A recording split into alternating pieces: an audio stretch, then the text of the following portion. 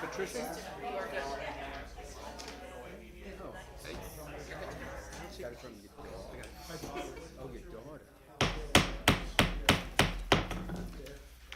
It is 6:02 here on April 16th. We're calling the regular meeting of the Common Council to order, and if the clerk would please call roll. Mayor Drennan. Here. Councilmember Murphy. Councilmember Walsh-Russo. Here. Councilmember McHugh. Here. Councilmember LaPartishue. Councilmember Carson. Here. Councilmember Harrington. Here. Councilmember Wooden. Here. Councilmember Matheson. Here. And if you please join me in the Pledge of Allegiance. I pledge allegiance to the flag of the United States of America and to the republic for which it stands, one nation, under God, indivisible, with liberty and justice for all. Thank you much. And have we any public hearings? No public hearings. We have no public hearings. And petitioners. So before we move into our petitioners section, let me just say that we have moved to our legislative committee some of the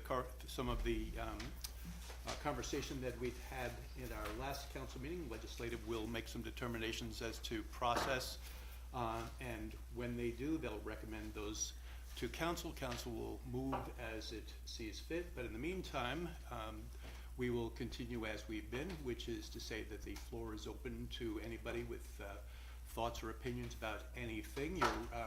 I ask you please to look at 3 minutes as being your timeline.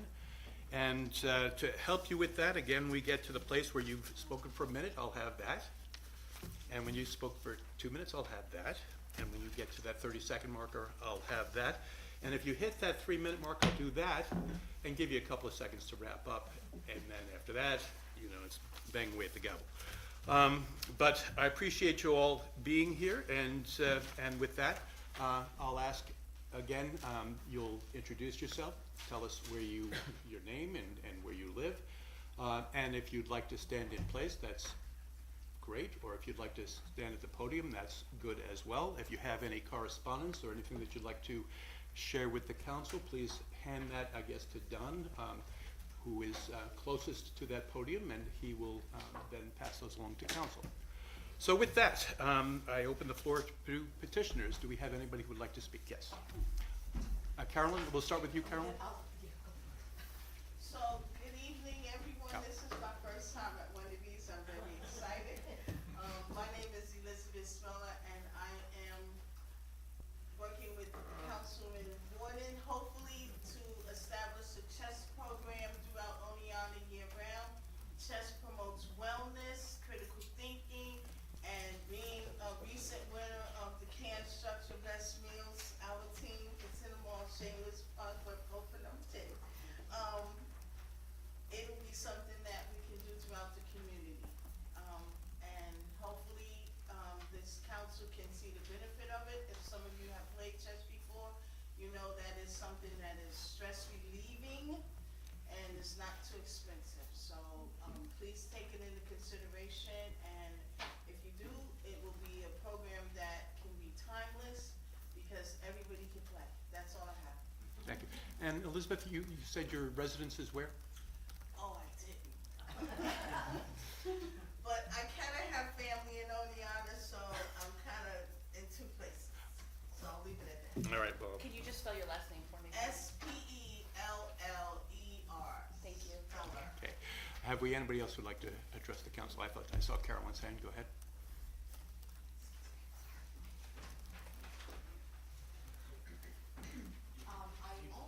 Carol Marks, 18 Ravine Parkway, North Oneonta. I did email my letter to all of the council members, but I felt that it would be important for others to hear what I have to say. The title is The Right of Citizens of Oneonta. We just need you to stay on the phone. You want to say?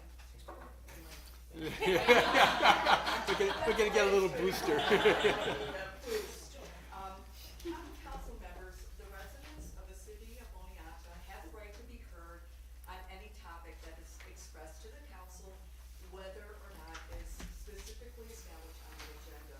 The recent proposal to limit a person from speaking on an issue that is not a topic on the agenda is not acceptable, even in a limited public forum, for which council meetings are considered. A city council can enact viewpoint neutral restrictions on speech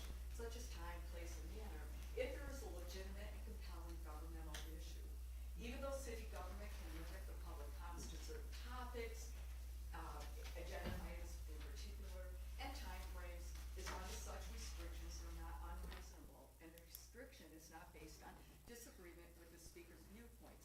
We expect that our free speech rights would and will always be protected under the First Amendment guarantee of free speech. Constituents should be permitted to comment on a wide range of issues of public concern. It's not always possible for council to know ahead of time which subjects constituents will want to speak upon. To not allow or to restrict comments only to agenda items is not acceptable for public comment when it is a regularly scheduled town council meeting. As citizens, we cannot be removed from a public meeting simply because they offend, antagonize, or harshly criticize a governing official during the public comment period. To do so would violate any free speech rights. One cannot prohibit speech because it disparages or offends. Doing so would be discriminatory on a particular person's point of view. Citizens will not be muzzled for speaking out during public comment and must be allowed time to express and expose a wide range of opinions and issues that are concerning in Oneonta, of which there are many. The council needs to consider the voices of grievances, whether real or perceived, concerns and issues brought forth during the proper time of public comment. The only steps that need to be taken is to ensure appropriate decorum that will preserve and protect the public's right to speak on whatever issues they are concerned with. The mayor ran for public office and consistently states publicly that listening to all viewpoints and working together for the best outcome of the city of Oneonta is what he stands for. He has been engaged during his term of office with the idea that residents must be able to express themselves to elected officials in official city meetings, councils, boards, commissions, task force, and other forums. It would be a shame that suddenly now the mayor, city attorney, and elected council members may allow this, I think I miswrote this, to not be able to happen again, sorry. Please look at the rules that have been set forth with careful consideration before making any formal adoption. Keep in mind your constituents' rights and your responsibilities to them. Thank you. Thank you, Carol. Have we anyone else who'd like to speak? I just mentioned Louisa Montanti, 72 Street, Oneonta. I have a question. The correspondences, will they be read? Yes. Tonight they will be. Okay, then I don't need to. I was actually ensured by Maureen Daly that you saw her letter. Thank you. Is there anyone further? And you are, sir?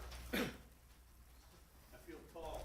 It's good to see you. Appreciate your time. I know you're busy people. And Bill? Thank you. Bill Shu. There you go. 14 Parish Avenue, Oneonta. Very good. Thank you. I sent each council person a letter, so to speak, about the closure of D Street. Did you get a chance to read that?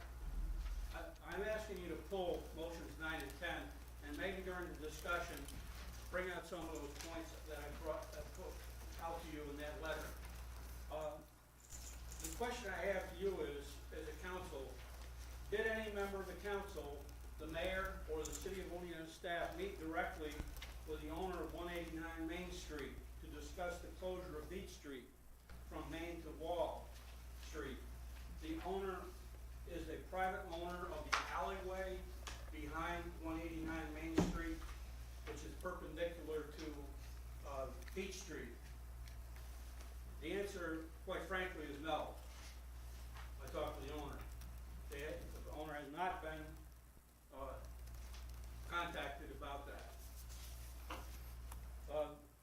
The other question I have for the council is, I hope you would pull motion 5. Did any council member, the mayor, the city of Oneonta staff, directly speak to the owner of 47 Market Street, the Oneonta Theater? It's privately owned, and I know you'll be discussing an RFP and consulting work for that Oneonta Theater. The answer is no. No one discussed with the owner of the theater either the RFP or the consulting work. It's privately owned. I hope you would bring that up in your discussion of pulling motion 5. The other thing is the farmer's market downtown. I live in the 6th Ward. I go to the farmer's market. If it's moved to the Deep Street place, I probably won't go. It's too difficult. When it was down at the Foothills and the space next to Foothills, I go quite frequently. You have 1,700 senior citizens in Oneonta. They're not gonna do it. They will not go there. So I guess your target audience is somebody else other than the 1,700 senior citizens, not unless you live at 1 Deep Street. I do appreciate your time and your work. Thank you very much. Thank you, Bill. Everyone, anybody else that would like to speak? Okay, well, very good. In that case, we will close that section of our meeting and we'll move on to correspondence. And I understand we do have a couple of letters of correspondence. All of which are in your packet for reference later and are online.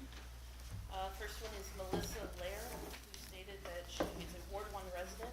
Good evening, I just wanted to show my support in the idea of closing B Street for the summer to allow extra foot traffic. I always wished we had something similar to the Ithaca Commons, and I think this would be a great step in that direction.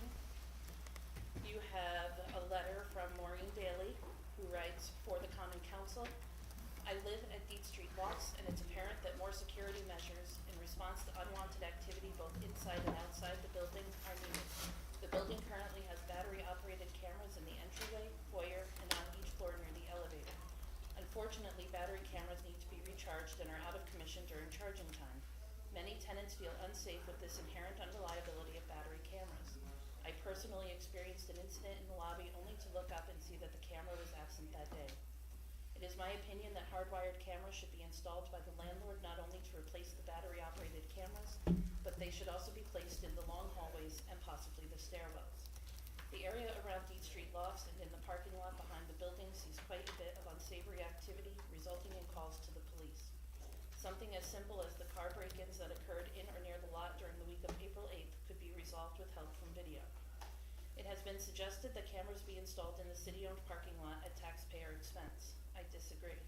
I believe it would be more cost-sensible for Kearney, the owners of the lofts, to install both indoor and outdoor hardwired cameras at their own expense, since they are responsible for their tenants' safety. And since Kearney frequently utilizes city services in the form of police, fire, and EMS, it seems logical that there could be a partnership. For example, Kearney surveillance video could aid in an investigation, just like Fox Hospital did on April 10th for a shooting case. Ultimately, police would be able to access video for their crime-fighting efforts, and Kearney would be a good citizen. Thank you, Maureen Daly." You have, the final piece of correspondence is a letter from Dave Reese. It has a map attached that's also in your packets. He writes, "Regarding the proposed zoning neighborhood market code revision draft, the existing zoning plan and laws for the city of Oneonta's comprehensive plan have worked. They prevented the incursion into an R2 residential district of a commercial establishment not meant to be in a residential or historic residential district. This commercial incursion had not been allowed when residents purchased and occupied their residential property. The neighborhood market code revision draft is an attempt to change the rules to fit the precise needs of the Stagecoach Cafe in the R2 residential zone by allowing the planning board to issue a special permit. Currently, under these conditions, the planning commission cannot allow a special permit in the R2 zone. Under the major changes of this code revision, a special permit could be considered by the planning commission. As proposed, the major site plan review is a new zoning term which will certainly not restrict the efforts of Stagecoach. If allowed, this reactive legislation to the zoning rules, in parentheses code, in the comprehensive plan will easily be identified as spot zoning. Costs are accruing by neighbors and others fighting to maintain the existing R2 zone requirements. If these rules are changed, reparations to the injured parties will be appropriate. It is necessary for the city to maintain the existing R2 requirements." Okay, very good. Thank you very much, Carrie. I'm looking in our gallery and I don't know that I see any representative of Springbrook. Is there anybody here from Springbrook? Okay, that said, we'll have to reach out to Patricia and reschedule. But in the meantime, I see that we do have somebody here, welcome, that will provide us some information about our community solar campaign. And if you'd like, you can take the floor and introduce yourself, please. Sure. Hi, everybody. I'm Amy White. I'm the Executive Director of the Otsego County Conservation Association, and I'm actually here on behalf of some of our other partner organizations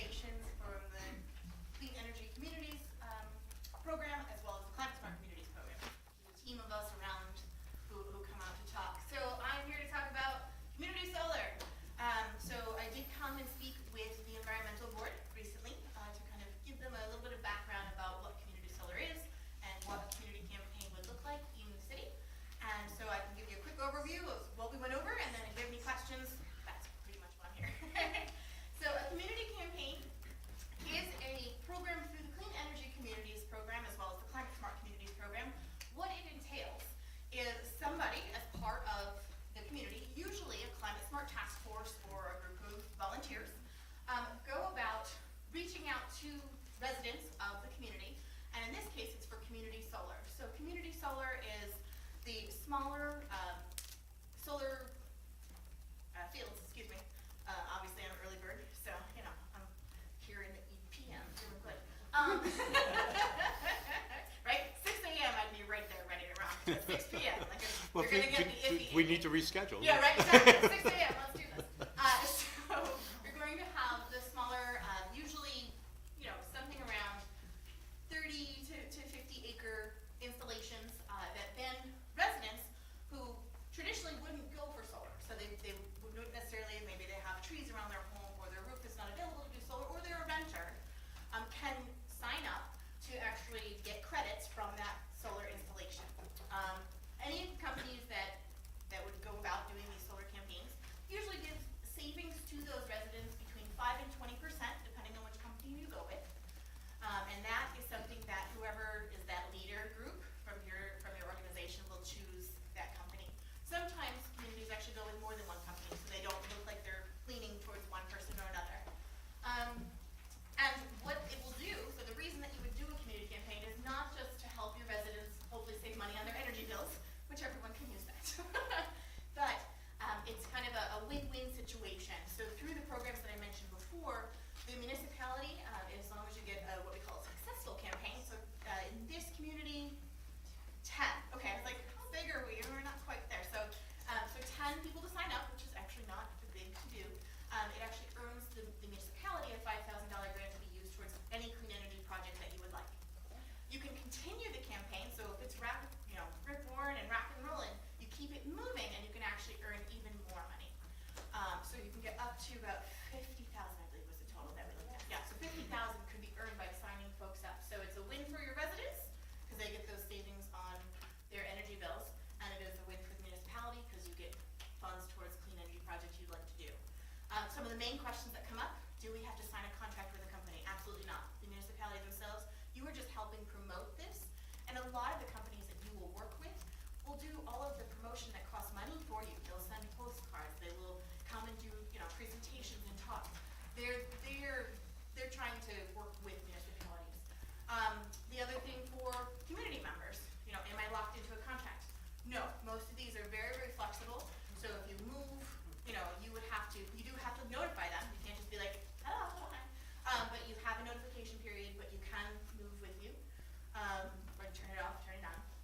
There are a few other limitations, depending if you already have solar and things like that, but I don't want to take too much time of your council meeting tonight. But I'm here for questions. So if you have a question about the technology, about the campaign itself, or some things that might, whatever comes to mind, I will try my best. Okay, we'll open this to council. Does anybody have a question or a comment? Yeah. Scott? These have to be new signups, right? It can't be somebody that's already signed up. Correct. Yep. There has to be a new sign up. Yep. No, you should go first. Oh, yes.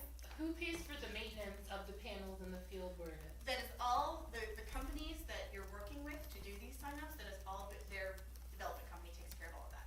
So that nothing comes back on the municipality or the resident. We don't provide the land. Nope. You don't provide the land. You don't provide the.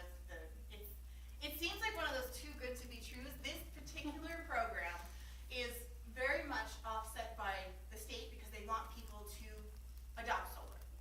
And the way it works is the solar energy, the electrons get put to the grid. You as the resident may not use those exact electrons, but you get credit for electrons that go up and electrons you pull down. Yeah.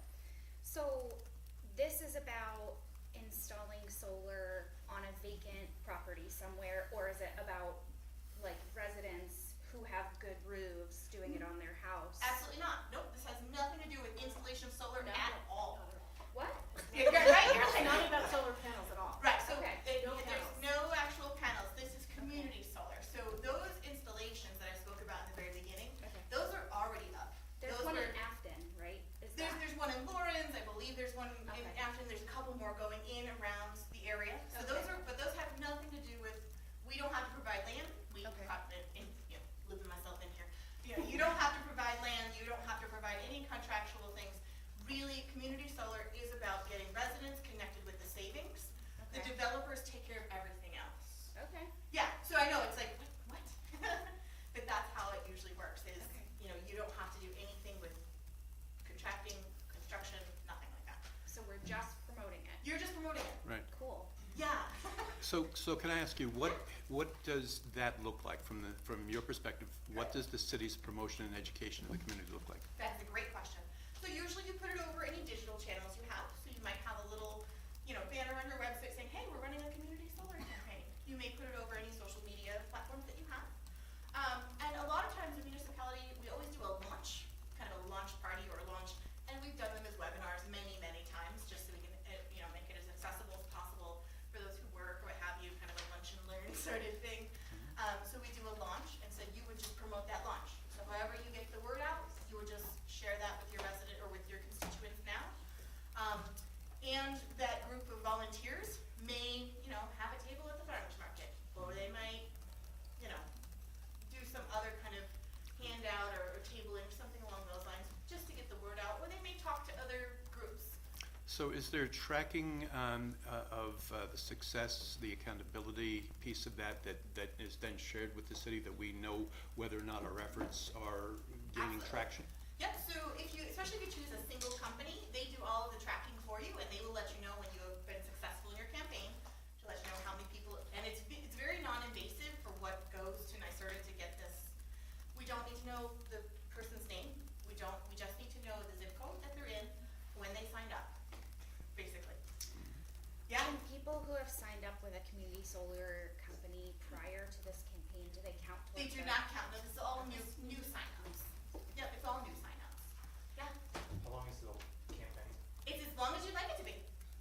So I do recommend that you, if you're going to, I would jump in, get the launch going, get things moving, try to get as many as you can right away, because there is money right now for those grants, but that everyone else is doing the same thing and they're very excited about it. So we want to try to get at least a couple of those grants before those funds run out. The ratio stays 5 or 10 people for every 5,000? So How many it's, do you need in to this get three to? jump, there are 3 jumps, right? So it's 5,000 is the first 10 people, then we go to an additional 50 people, so a total of 60 gets us to, sorry, my brain just lost numbers, 20,000, I think? Yes, yeah. We'll verify this for you and I'll make sure.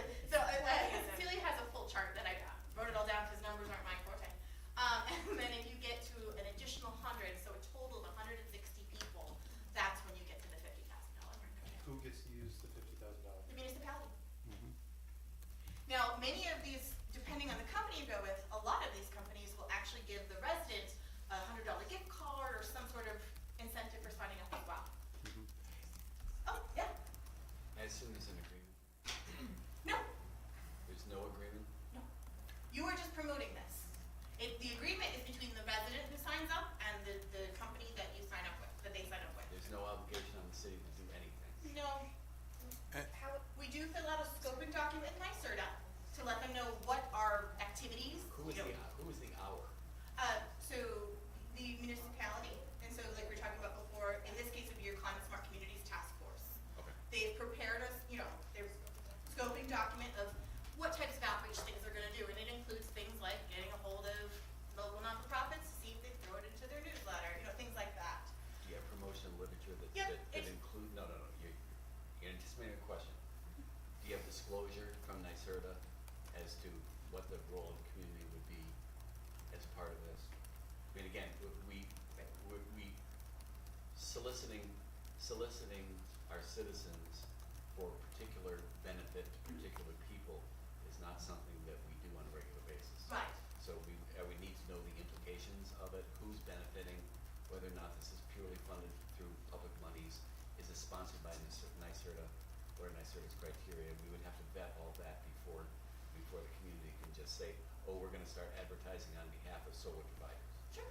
Yeah, absolutely. So with the Clean Energy Communities program, there is a full document with all of that information, as well as when it comes to the actually choosing the solar companies that you would do, you can go through a full RFP process like you would for any other procurement as a municipality, just to vet them and make sure that you have those questions answered. There's also a vetted list through NYSERDA that you can choose from, so that you're pulling only the people to send the RFP to that have already gone through NYSERDA's So pre-qualification. just so I understand, who are you representing? So I'm actually with the Otsego County Conservation Association. I used to be a clean energy community coordinator. So I've worked with the different task forces So are around. you at their behest, are you here at their behest? No, the task You're here force. as a citizen? I'm here as a nonprofit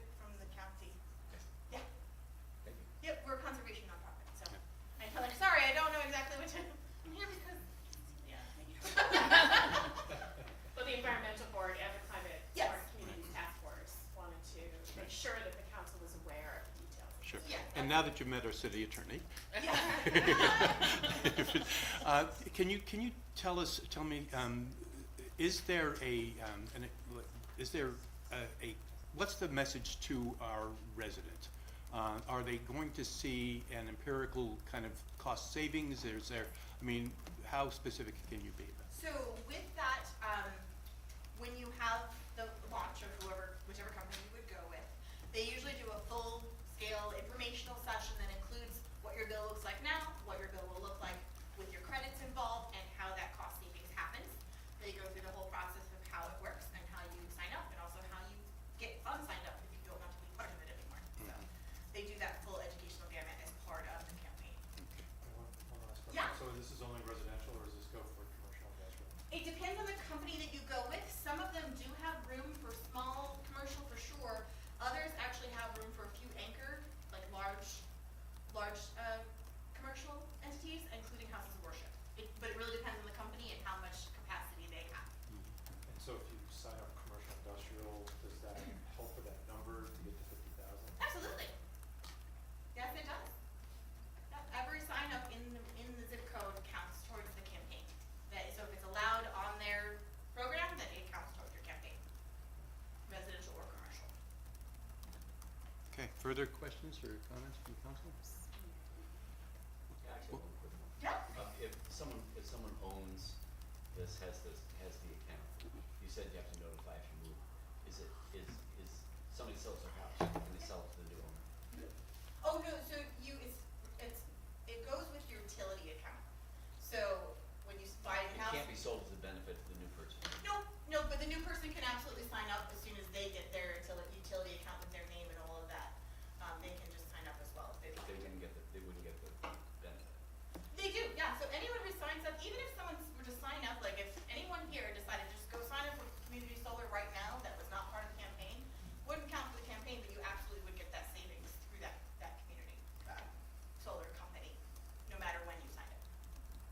The only thing you'll be missing, so it's the one win, right, it's the residential win, but it's the municipality doesn't get credit, that's the only thing. So are there solar providers right now who are offering community solar savings in our community? Yes, there are. That people just aren't taking advantage of? Yes, Yeah. there are community solar companies in this area. So so one of the other things about community solar, the reason it's called community solar is because it does have to be, I don't want to go too technical so I don't glaze everyone over. It does have to be in your electric load zone. Right. So that means it has to be local and it has to be on your utility as well. So if we are a NYSEG E, which we are, that means that community solar project has to be on NYSEG utility in load zone E for us to take advantage of. And there are community solar companies that do have room right now. Okay, Yeah. cool. Anything further, council? All right. Well, I will Amy, let thank get you. on with the Thank meeting. you. Thank you all for having me. Sorry. No, you're all good. Thank you very much, See Amy. you all later. I'm sorry I'm not staying longer, but I've got to pop up to Richfield Springs now. All right. I'll All right, see you all thank next you. time. All right, thank you very much, Amy. So Scott Harrington, Councilmember Harrington called attention to a better order for things last council meeting, and although this doesn't reflect that, we're gonna modify a few things, as I just recalled, how much more sense that made. So our next agenda item will be committee reports. We'll follow that with the approval of the warrants, and follow that with the consent agenda, and then we'll go into our discussion. That sounds about where we were last going, that seemed to work. So with that, we'll go into our committee reports. I just Yes, wanted to yes. say, there's other things for the environmental board, but I Oh, realize we're under.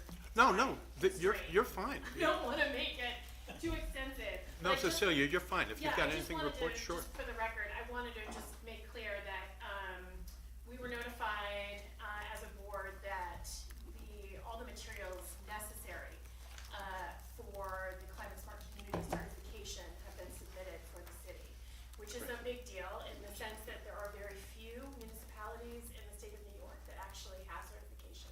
The total, for bronze level is 127 out of 137 total.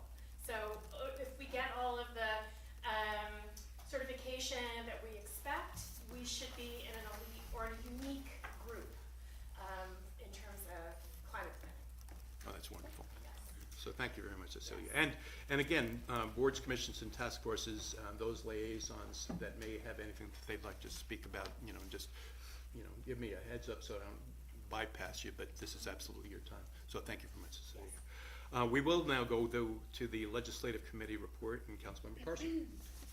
Thank you, Mayor. We met Monday, April 8th, and though we had a few items on our agenda, we stayed in on the Ethics Board. And the setup primarily went over the New York State General Municipal Law, Article 18, and correlated between that and what is on record for the city of Leona. I believe it started in 1874, so we made some really good headway.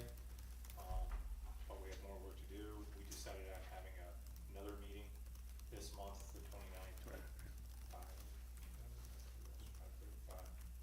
Shannon, did we go for 5? Yeah. Okay. 5 p.m. on the 29th. Thank you. Okay. And so, coming from that, Councilmember LaFleur, she would ask that I put together nominations for tonight's meeting, which I have pulled back now, as it seems that I really should wait for the Legislative Committee to make its decision as to what they're proposing to council, and then we'll have a council discussion.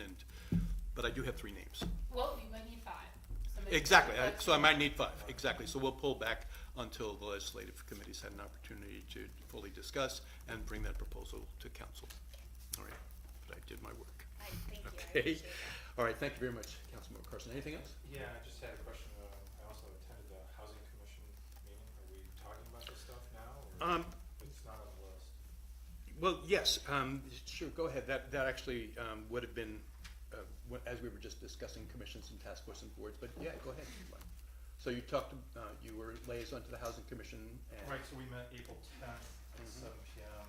and we went through the discussion about 27 Market Street. There was quite a bit of discussion on the different types of negative activity that's been going around that address and D Street or not Bluffs? D Street, sorry, the D Street Bluffs, and then we also talked about 27 Market. One of the members had some good insight to the homeless, also to low-income housing, primarily Section 8 vouchers, and so there was a lot of discussion on Section 8 vouchers, which was for me enlightening because I had actually no idea that it was this in-depth. But it seems as though here in our community, there could be up to a 1-year wait, whereas if you're about 4 hours south of here, you would wait 7 years for a Section 8 voucher. What I also didn't know, and I learned that night, was that there's actually private residents that can host Section 8 vouchers. So it's just not public housing as we know it, that there's other apartment houses that could have Section 8 vouchers. So But they have to be pre-approved. pre-approved, that's correct. But some of the numbers for Section 8, just in the city of Oneonta, we have 84 Section 8 vouchers, whereas the county has 50. And we're close to 100% occupancy for Nader Towers, Lettuce, and Academy, which between those 3 total 170. That's about it. So yeah, that's pretty good. Okay. Yeah. Anything for Lynn? If I could, those 3 entities are owned by the City of Oneonta Housing Authority, Correct. so Yes. it's not like we're unfamiliar with them. I'm sorry, your point, David? Nothing, I just say that the City of Oneonta maintains those 3 facilities. Those aren't private facilities. They're not, it's a City of Oneonta Public Authority that manages and relates to Section 8 housing that relates to those facilities. So it is a city entity, even though it's independent, just like the airport Or the library? or the library, yes. Well, thank you for the clarification, and any other questions or comments for Len on a housing committee meeting that happened? If not, then we'll move on to our approval of warrants. And with that, We have a motion that the common council approves the warrants totaling $289,747.75, and that the same be placed on Director of Finance's desk for payment as presented. Do I have a motion to approve? So moved. Katie, followed by Don, and all in favor, we go take a vote, sorry, my bad. My first day doing this, go ahead, take a vote. Councilmember Walsh Russo. Aye. Councilmember McHugh. Aye. Councilmember Latanya Shu. Aye. Councilmember Carson. Yes. Councilmember Harrington. Yes. Councilmember Wood. Yes. Councilmember Matheson. Yes. All right, very good. And then we have the consent agenda, which, again, is a consent agenda. Everyone has had an opportunity to review and pull, and we are looking at 10 motions. Do I have a motion to approve? No. I'm sorry? 8 motions. You have 8. Oh, I'm sorry, my bad. 8 motions, you have motions through 8. Do I have a motion to approve? I would just like to discuss number 5. So you're looking to pull that then from the consent We can agenda? talk about it, or we can pull it, it's up to you. Just need some clarity on it, I guess I'm a little confused. All right, why don't we take the minute and talk about it, and we won't pull it. The question is? So, as a petitioner raised tonight, that this is a private entity, Greg, I'm sorry, I don't know if you're gonna be able to answer this or not. Did city staff actually reach out and talk to this private group, just letting them know that the path has maybe changed and that they're well aware of this? I can't speak to Judy can. specifically. I don't know if Judy Oh, I'm can. sorry, I didn't see you, Judy, sorry. Thanks, Judy. Okay, so, I have been in contact with the, representatives that reach out to the city about the theater and their grant. And, so the city has this grant on their behalf. We applied for it, it's in our name, we have the grant agreement with the state. It's a $500,000 grant for the, replacement of the roof. It's a New York Main Street stabilization grant. Part of that there's also $393,000 in local match that the Oneonta Theater will have to come up with, the owners of the theater. Part of the $500,000 grant is a $15,000 line item for the city to hire a grant administrator to administer our grant, and that's what this is. So we have, or your office hasn't put time or effort into this, meaning, okay.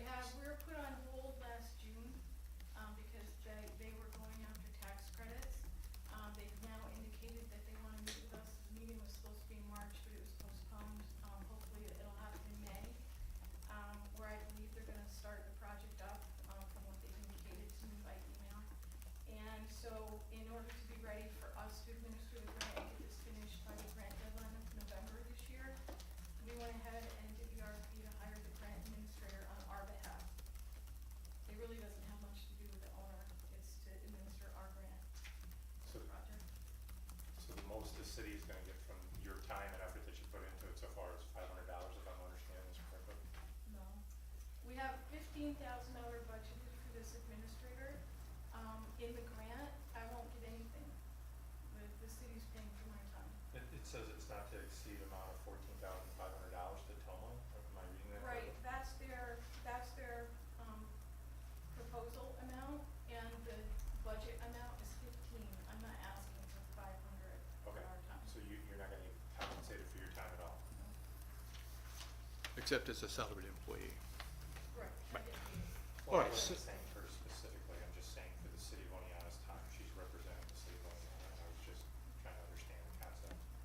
Got it. Can I ask a follow-up question? Yes. If the developer, the private owner of the theater is not able to come up with a local match or doesn't wanna proceed with the, grant, which would be wild because it's a lot of money for, to put a roof on that building, and I think the roof is like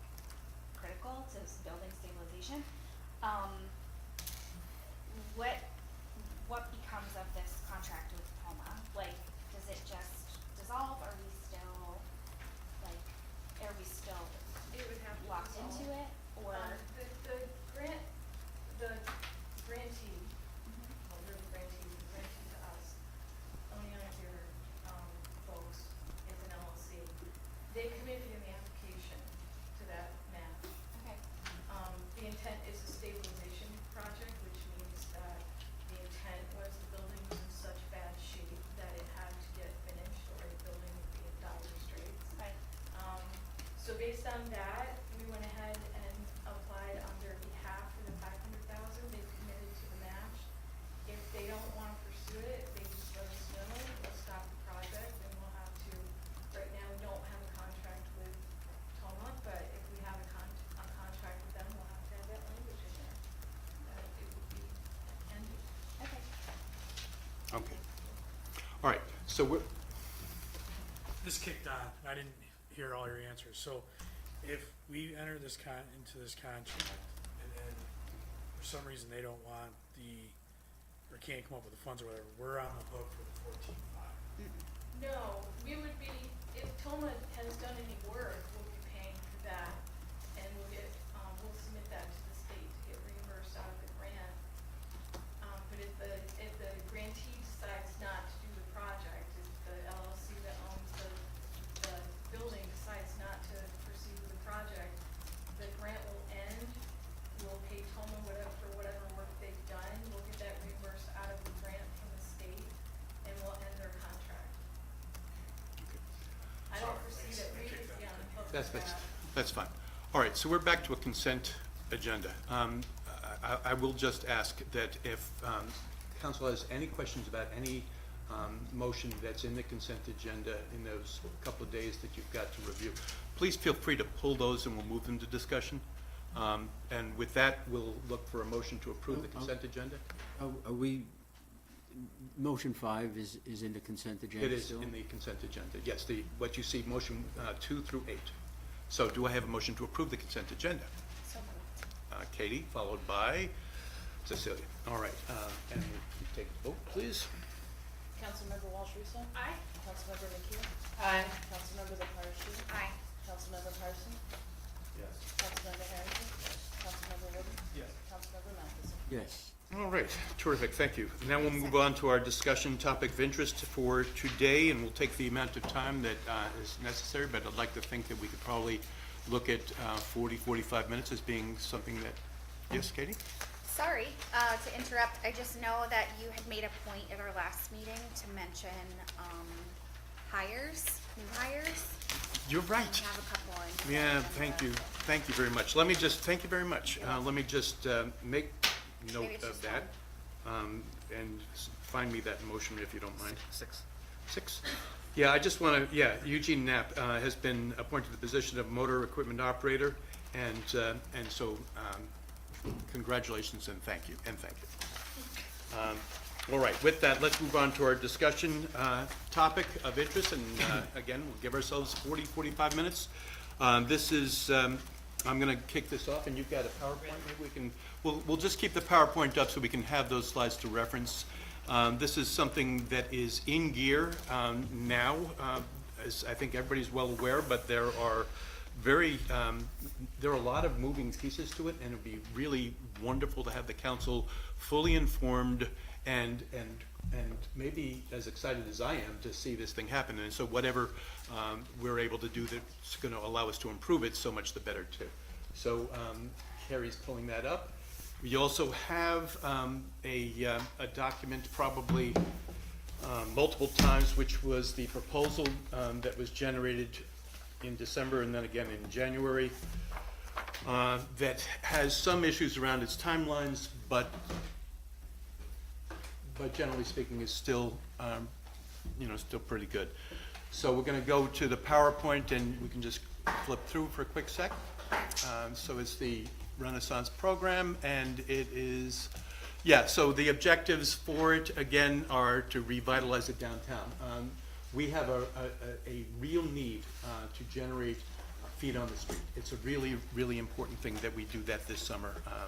We have a lot going on in terms of construction already. We'll have more going on next year at the same time. It's so important that these businesses are looking at one of their better summers this year. We want to be able to keep those businesses in business. So we're looking at revitalizing the downtown and not only supporting the businesses, but also kind of creating an opportunity to engage the community itself in something where we all benefit. So this idea of engaging the community is kind of what I've been preaching for 27 and change months, right? That hasn't changed, not that I'm counting, but it really is all about everybody working together. And as I spent today on Main Street talking with businesses, folks are starting to get the vibe. They're really starting to get excited about it. And it's also about creating destination appeal. We are talking about trying to recruit people and trying to retain people. It's, again, been a mantra of mine for these many months. And one of the ways that we can recruit people and retain people is by providing them with a vibrant city. And the downtown, for those who represent, 5th Ward, 6th Ward, 1st Ward, the downtown is how we wind up pushing people then out into the other wards' businesses. But the downtown is really got to be the focal point. And that's really where you would want foot traffic. I was up over at Social Eats a little bit earlier today, and you wouldn't really want foot traffic in front of Social Eats, but they would benefit from the business, not that they're doing badly. Let's move on to the next slide.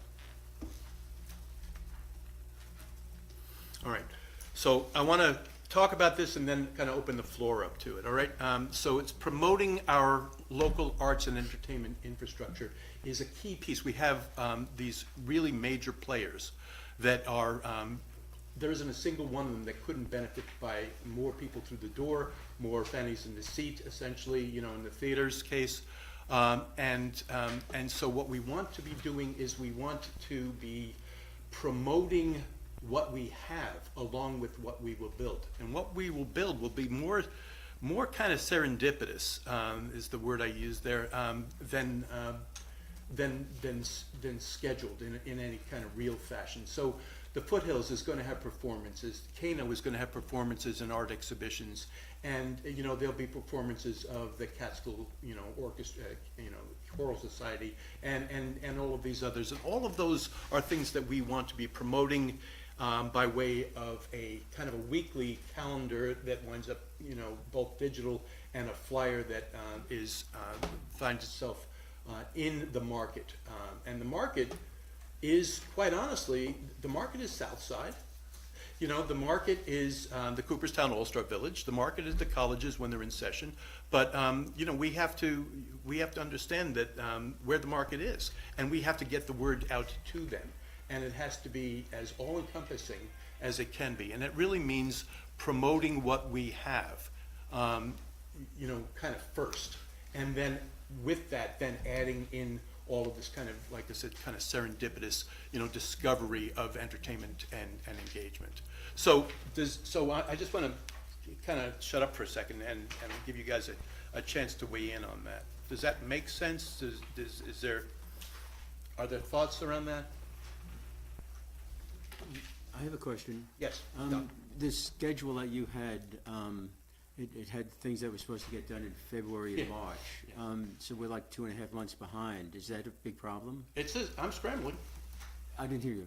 Yeah, I'm scrambling. Oh, Yes, yes. We're going to be okay, but it's a lot more work than I anticipated it being. But that's, we'll get to that in the presentation. But yeah, but we're getting it done. We are getting it done. But yes, go ahead. I'll comment a little bit later, just because I want to comment on Mrs. Speller's comment earlier of our conversation, just some of that, but I'll talk later, but yes. Okay, all right. Yes, Oh, did you Cecilia. want to continue? Did you? Oh, no, go ahead, Cecilia. Oh, okay. So this is, my comments are, I want to preface them by just saying this is with all due respect. So I say these respectfully. My comments I find on the more critical side. That I am very concerned about the implementation of this plan. That I'm not sure really how on the ground we're going to articulate and express all of this. And I'm not sure that the plan gives us a really strong roadmap for that kind of implementation and coordination that's really necessary. There's perhaps too many moving pieces here. Yeah, so we'll address that as we move through, and if you still feel that way at the end, yes, go ahead, Katie. Well, I was gonna ask, there is a lot here, and to kind of to Don's point, I know that you're sort of already out of the gate, and I was yeah. wondering if you could explain to us, I don't know, maybe bullet by bullet, although there are 13 to 17 of them, where you are on some Sure. of these things. Happy to do that. Okay, cool, thank you. All right. So I'll do kind of a combination of both. Let's push Okay. on to the next slide. And go ahead, next slide. All right, so encouraging performances in art installations. So that's part, generally speaking, that's one of the things that, will make this, the whole piece of, the whole point of this is so that somebody comes into our downtown, that they are engaged. And in a way that they hadn't expected, right? So yeah, you're gonna have big things going on, but the little things make a world of difference. And so when you're talking about performances in art installations, so the art installations, we've already begun working on that, to your question, Cecilia. So we have a steering committee that's met once now, and we'll meet again in another week. That I think you all know who the members are. I think I gave you all of that information, but we've already begun a process of identification of windows, various windows that we're looking to do art and display in, and those various folks, including Cynthia Marsh, and actually some folks have kind of stepped up that we hadn't anticipated. It's kind of one of the things that happens when the energy starts to circulate in the community. So I think I can say her name, so I will. Liz Pereira from Wolf Wild. She wants to be engaged and is already talking to some folks about windows. We've got a couple of other folks that are interested in doing that too, and so we already have things that are starting to happen as far as that goes. And in terms of the art installations, beyond the windows, we also, so this is not happening kind of in a bubble. We have the Public Arts Commission has been brought into this as well, kind of as a vetting authority on what it is that we're trying to do, and kind of moving that along through their, through their input, and through the connections that they've already made around some other artists that, continue to expand our database essentially. So the art and performance piece really starts to happen again, sort of on the, hopefully, the approval of the Dietz Street closure that we'll talk about a little bit later on, where I can then begin to reach out to the various dance studios, to the yoga instructors, to the taekwondo and karate, et cetera, all of these folks that are typically, they do, they have classes, they cost a little bit of money for membership, but people don't know about them, so here's an opportunity for them to get out there, in a way that kind of brings people into it, by way of kind of a free engagement piece that then potentially has, new members generated by that. We've had success with that already. And, for, I guess, Cecilia, for maybe your information, my personal history has been producing a lot of these. So there's a lot of connections that I have, and we're kind of holding off on knowing that they have a space to be, engaged in. But those performances, those kind of, serendipitous kind of performances will happen without too much issue. It's just a case of scheduling. Go ahead. So you haven't talked to any of these people yet? I have talked to a few, but they're kind of, everybody's kind of waiting. I can't promise anything to anybody until, we get on the other side of a council vote today, in terms of having a space to. There'll also be events in Muller Plaza as well. Yeah, there will be. Muller Plaza is obviously a smaller venue, and there will be things set up in Muller Plaza. We have a water feature this year.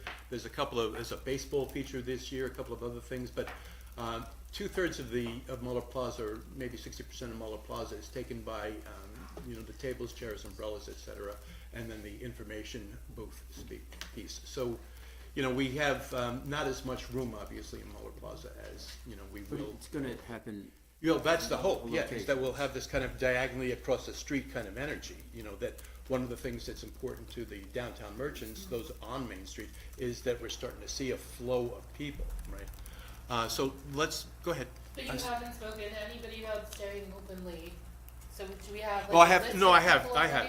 have, I have, So but how- again, go ahead, I'm sorry. Well, no, just because that was a January thing. Yes, yeah, some of these things have, you know, but I have talked to, and I can go through who I've talked with and where we are with that. But yes, in terms of Thursday evenings, there are at least 8 merchants that have, 8, maybe 9 merchants that have said, yes, that's not an issue. They're doing it frankly now, they just need to be promoted. So it's really kind of hanging our hat on something that we're already doing. And then kind of building into the Muller Plaza, because it would be Muller Plaza on Thursdays, where we would have anything that would be kind of post 5 o'clock, 6 o'clock kind of entertainment, because we'd want to be shutting down the D Street closure sometime around that time. Yes, Lynn? So correct me if I'm wrong, the council has agreed to fund this for, is it $92,000 or $94,000? Yeah, this came out of multiple other lines. We have not budgeted? That were already. Yeah, this is already, let me let you speak to that if you don't mind. All the funding sources are included in the adopted 2024 budget lines. But they weren't budgeted for this specific purpose. They were budgeted for the purpose that was previously filled largely by the DO contract, as well as the concerts in the park They can hear and you. the other. So they were funded, included in the budget for the general purpose of promoting downtown events, that sort of thing, that what was previously the Destination Oneana contract, as well as, I think, some of the funding lines are from the Newell Park concert series, and I think the OCI program was listed in there. You know, I don't have it right in front of me, but And The summer rec, Ragtime Engagement Fund, New Park Summer Concert Series, DOI. summer rec budget. So this is money that we already have? Yes, it's We're already not been budgeted. manifesting for you No. to have? It's already been budgeted. Money away from Newell Park Summer Series. Right. no, I No, think no, just we're to be clear on that, I'm just trying to follow you. Yeah. yeah, Saying, yeah. So like, if you add up the 94,000 there, and then you add up what's down here, this doesn't add to 94. The summer concert series is not intended to be changed. The OCI program is not intended to be changed. The Muller Plaza Ambassador is not intended to be changed. It's really just, the change is from what was previously done through the DO contract to what's being proposed in the table down below. So, you say you have stakeholders or, no, steering committee? You have a steering Yes. committee? And you provided the names of that. Is this going to be the same, those individuals are the same as your Renaissance committee? Or is the steering committee? The steering committee, yes, yes, so I'll list them out for you. Cynthia Marsh, Jeff Doyle, Sky Maritello, Alyssa Blasetti, Cabral Gunter, Emily Falco, and myself. Okay, so they're the steering committee and they're also the Renaissance committee. That is the So, steering committee. is it up to them to decide who's going to be the coordinator? No, do you want to talk about the RFP and the coordinator? Because I'm trying to just, before you go to that, Greg, I'm just trying to understand, the mayor's spending an awful lot of time onto this. I'm just trying to understand why we haven't just shifted all of these responsibilities over to the coordinator. We don't currently have a coordinator, but I'll let Greg. Real quick, sorry. So, I think with tonight's discussion, we've talked about having an RFP for the coordinator. I haven't produced that as a document yet, but what that would include would be this, the downtown Renaissance program description, as well as essentially the job description for the Renaissance coordinator. That's what would go into that RFP, along with some scoring rubric of some sort, and essentially that, would be selected just like any other RFP or RFQ, so by city staff, and then brought forth to council for approval. Right, and so that normal timeline would be 45 to 60 days? That would be on the long end, I would say, but month and a half. Definitely 30 to 45 days, so we're like right at the wire of advertising, reviewing, and hiring this individual is going to be tasked with setting up all of these moving parts. Well, you know, in lieu of a coordinator, this is me. Yeah, I understand that, Mark, but we talked about this back in January, so I'll be honest with you, I thought we had already zoned in on, you had a coordinator. I think we talked about it a couple of council meetings about the RFP, so it feels like it's now last minute, like we're literally going to be punching their ticket for June first. And doesn't those folks up in Chestnut Street, they start in the May? June 1st. June first. I think 31st, June first. Yeah, June 1st. It'll be tight, but we do benefit, however this sounds, we do benefit by the fact that I have a pretty long history of producing things that are as, you know, as intense as this. It wasn't my intention to be doing that right now, but someone has to do that, and I'm, you know, the most logical choice to do that. But when it does, when we do have a coordinator set up to assume the position, this will already be going on, so they're not going to be thrown into the fire. Go ahead, Scott. What is your target audience? Because if you're gonna tell me Cooperstown All-Star Village. that this is gonna miss the mark. No, it's not. Yes, it will. Because they're not, the way these games are set up over there, they're bang, bang, bang. That's why they try to keep them on that property and not have them off, because they are repetitive. And by the time they get home, it's late at night. So most of the time, the families either grab a quick flight on their way back, and they go back to the residence. They're not gonna come for yoga in the middle of the road. They're not gonna come for some of the other stuff that you're pitching. I'm not beating you up. No, I hear you. But you're not gonna get the intended target if that's your own, that's your main target. To get the main target that you want, you need to do something that's more baseball related. Like you need to have a baseball star come down and be doing autographs on Beach Street or on Muller Plaza or something like that. That's gonna get the traffic to get down there, to get the foot traffic up on Main Street. I'm all about getting foot traffic up on Main Street, you know that. This just isn't gonna do it. Well, I'll respectfully just disagree. I've had enough conversations with the management of the Cooperstown All-Star Village. They are bought into this, and they've been waiting for us to pull together something that they can send folks to. They're on you're 100% right about, you know, the fact that they're on a tight schedule, they're on a 6-day week, but the reality of it is, after they're here 2 or 3 days, they're looking for something to do. And we know, because we saw it last year in Muller Plaza, where we didn't really have much that we were advertising nonetheless, and we weren't having them sent to us by the Cooperstown All-Star Village, because they said clearly, we'll send them when there's something to send them to, right? So what we had last year nonetheless was an awful lot of baseball, and in fact, Kaylor Carpenter provided the council with the numbers. We had a lot of folks there, and they were not, generally speaking, locals. There were some locals, but there were a lot of Cooperstown All-Star Village folks, but we have barely scratched the surface. So, you know, and to your point about having things that are of interest to people who are in a baseball mindset, that's got to be part of what we're doing too, and I can share that with you in a little bit. But let's move on to the next slide. I think we'll get to a place where we'll have a little bit more confidence about where we are. I just want to go back to the coordinator. Yeah. So the date to hire the coordinator was back in February. Could you just explain to us why we missed that mark? We're now months behind. I'm just trying to understand. But I have concerns myself of where this is going, and like Cecilia, I'm trying to say this as respectfully as I can, but right. So what I'm going to tell you is here's where we are.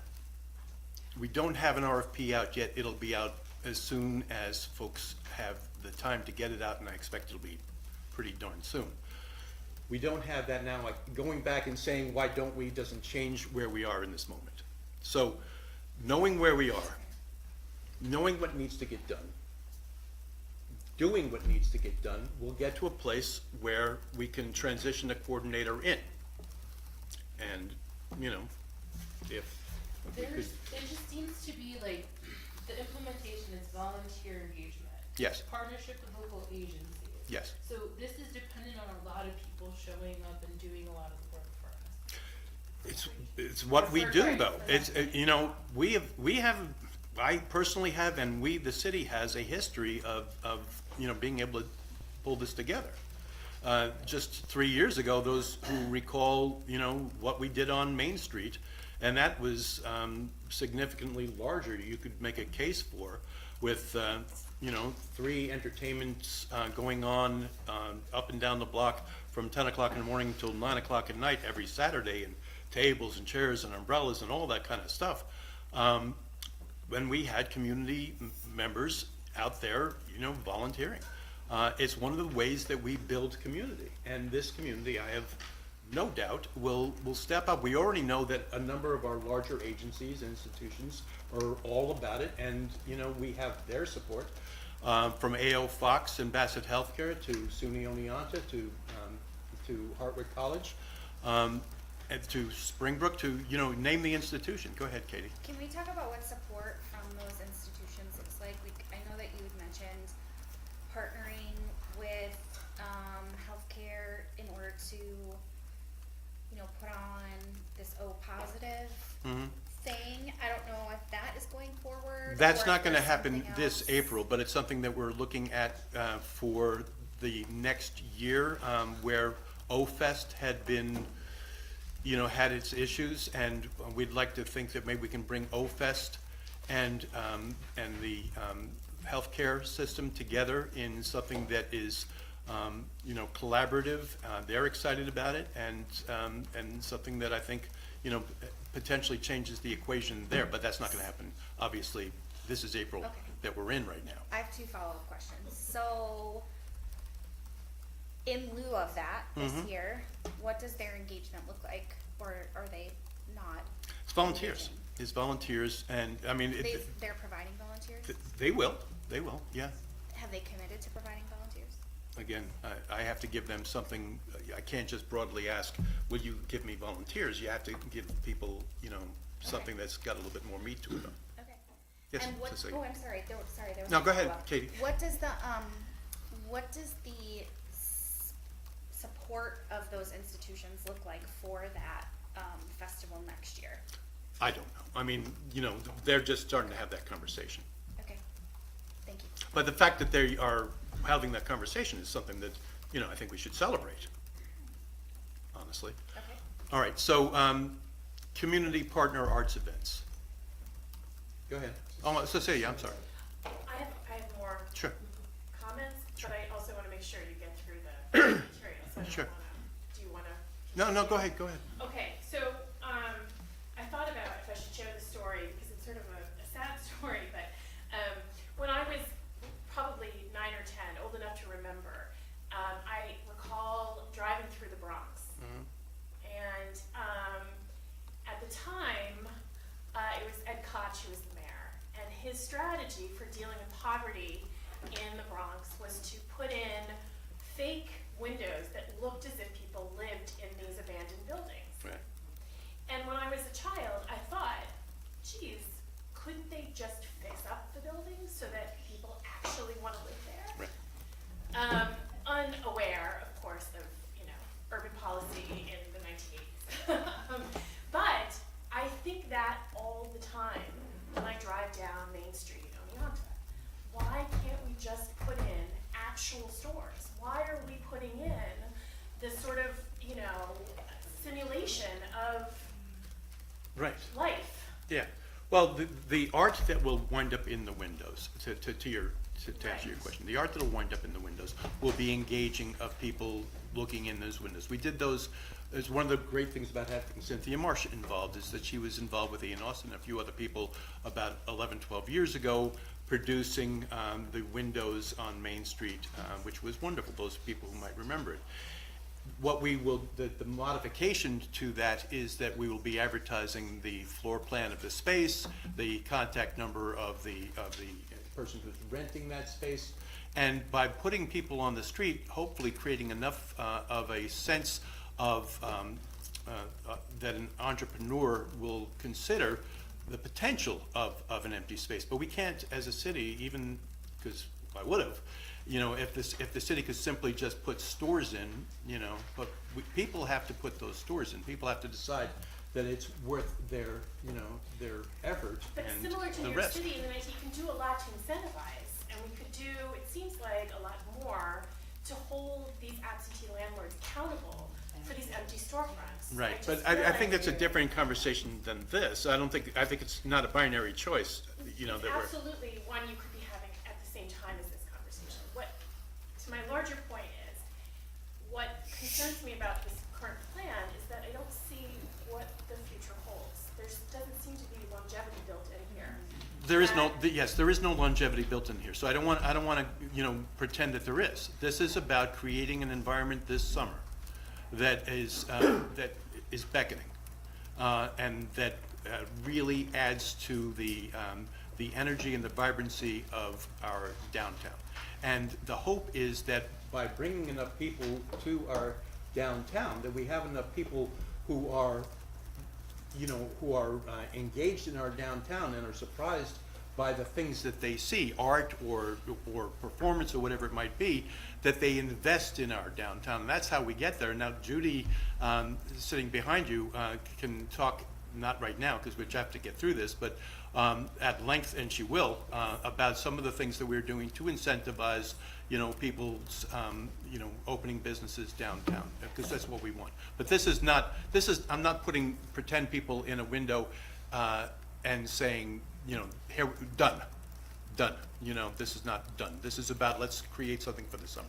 So perhaps that kind of double conversation needs to be made more clear, that we have a longer term plan of economic development, because I don't think the public really recognizes that. Yeah, I think that could be a discussion topic coming up, where we can talk about what we're doing, and the council can kind of weigh in on that, and the public can be educated. But yes, Don.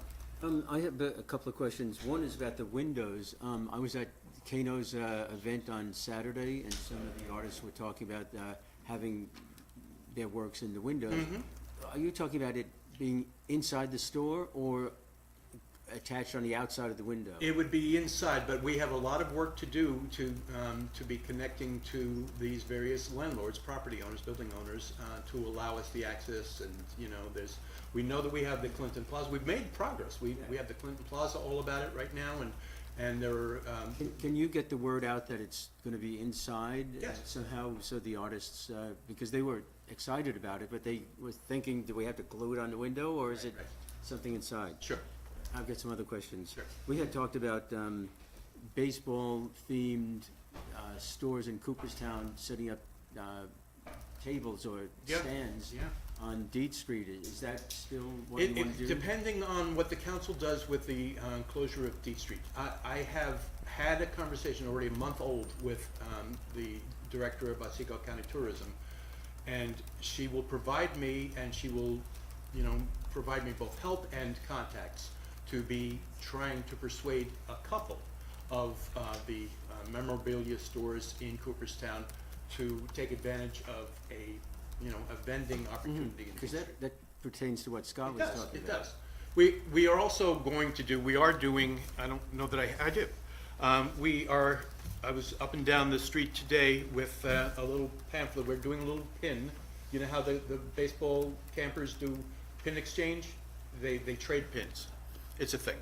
So we have 1,000 pins that are being produced right now, and we're going to be providing them at $75 per week for 13 weeks at the opening, you know, ceremonies, which is the the registration, where we have a pop-up at the Cooperstown All-Star Village, and we will provide the pin to those kids that are looking to trade pins, but only if they are in the company of adults, and the adult gets a little pamphlet that has businesses and the various things that those businesses are offering in terms of incentives. And then, by the way, there's a map of the parking on the back. So yeah, it's all about baseball. Okay, I got two quick ones. You're fine. About the, you're talking about the performers and the installations. You know, like a First Amendment kind of guy, nobody's gonna, like, there's not gonna be any judging for the, No, the steering committee will function as a vetting body. The coordinator will wind up providing, the information to the steering committee. shouldn't it be though, any Buckster wants to Well, sing, dance, juggle, whatever they Kind wanna of, do? I mean, There should be any restrictions. well, I'm with you there, but you just also need to know that you can't, there may be something that is really inappropriate that somebody thinks that they might be able to bring to Main Street. So there has to be a little I bit. think there should be any restrictions. Well- I mean, I don't think, people are, what can they possibly do that with? Anyway, so moving on from that, promoting interactive workshops, here's where we're working with Harvard College, here's where we're working with SUNY, here's where we're working with the Science Discovery Center up at SUNY, here's where we're I working do- with Huntington I- Library. I'm not finished with that, though. Go The last thing was, so you're saying these have to be scheduled and they can't be spontaneous? It's a combination. So generally speaking, you have a whole day to work with, right? Day after day. But if you only have a limited space, you don't want to set up two performers, kind of in competition to one another. So there's a general idea. You're gonna have a couple hours in the morning. You're gonna have a couple hours in the afternoon. That kind of thing. But it's not going to be Not a free-for-all. not a free-for-all, and also not something that is so specific that it is a scheduled, kind of performance. It really has to have some sort of a feeling of, this just happened. Weren't you once a Buckster? I was. You didn't have to get vetted to do that? No, but Giuliani chased me away. Moving on to the next slide. So we are looking at, talking about Thursday nights. Thursday night is going to be the thing we kind of hang our hat on for late nights. We already have, quite a number of our stores that are doing well that typically stay open late anyway. And so we'll coordinating with that, and then we'll look at scheduling, and we're looking at bringing in performances that are scheduled performances that are musicians that are paid, and not busking, and that we have those scheduled for those Thursday nights. If we know anybody that's got an what do you call them, LCD screen? Is that what it's called? LED screen? LED screen, yeah. If we know anybody with that, we might talk to them about doing some outdoor movies where you can actually see the screen. So we'll talk. A projector? Yeah, well, without a projector. Without a projector, I think there's. We'll talk, but the point of it is that if we can do some outdoor movies, that'd be lovely as well. We just want to use the space in creative ways. Go ahead, Katie. So we have here a lovely picture of what we all hope comes to the Muller Plaza, but it's not going to be completed. No, so we do as we did last year. We had a pop-up tent, 10 by 20 pop-up tent, and we had the Shimolowskis, I remember, played, and a couple of other people played, and it worked out just fine. Cool. Although when we do have the Galladoro Memorial Stage, wouldn't that be great? Yeah. I don't think we're looking to see that happen anytime until, I would imagine, late summer at the earliest. Right. Yeah. Okay. So moving on. And then pop-up galleries and studios. And again, we're doing a lot of this stuff. It's just a case of coordinating it, really. So the pop-up galleries, one of the reasons that we have, among these various people that we have on the steering committee, is Sky Maritello. Sky's been doing these pop-ups, and they're great. They're great. And we have so many artists in the community. We have 29 artists of varying types living in the Deed Street lofts. I know, they'll be at the April 27th, event on Deed Street and in Muller Plaza. We have a lot of performers, a lot of folks. So we want to give them the opportunity to get their art out there. And when they do, and then beyond that, I'll let you go to the next slide. When we do, we're going to create kind of a landscape that's an interesting place to be, a streetscape that's an interesting place to be. So we're talking about throwing lights across Deed Street right now, and I believe the History Center is looking to do an OCI grant for some time on the other side of June. They're doing some pointing of the building, I think, but on the other side of June, to run some lights across D Street. We're looking at Muller Plaza, and you want to talk a little bit about how the lighting changes in Muller Plaza? That might be a future phase, depending on funding and, Yeah. and what we want to do once the stage is there. We're looking to get some pricing on what that stage will cost, and then look at maybe we want to reduce the lighting a little bit. It's quite bright as it is now at night, so there's other things we can do there, but there's no details on that. But ambiance is the kind of the key here. And moving on, and then buskers. To Don's point, yes, I made a living along with a lot of my friends, as a busker in New York City, and if you go to, communities, Binghamton has, I'll send this to council a little bit later on. My wife was doing some research this morning. Binghamton's got a busker program. Ithaca's got a busker program. The one that I've been corresponding with is Burlington out of Vermont, which has a huge busker program, 6-block-long Church Street area. And it is, it's highly engaging. And, a guitarist or a performer makes a couple of bucks. They're not expecting to, it's a different kind of a concept than, you're being hired and you have a performance. Sometimes, and one of the things that when you're looking at buskers, you could very well be talking about a concert band that is practicing for a concert, but in the meantime, bring it out to the plaza, bring it out to D Street. If you're doing, if you're working on a play, do your read-throughs on the street. You just want to create that kind of crazy energy. I'll let you move on. But how do we, I'm sorry. Go ahead. No, you're fine. How do people who participate in those types of things know to bring it out on the street and get crazy? So that's all about the Do you court. put up signs like buskers welcome? Or like the Yeah, signs but more than that, there's a lot of outreach already going on, and there'll be a whole lot more. Again, a lot of it is going to be determined by, do I have the space to work with, and that's the D Street space.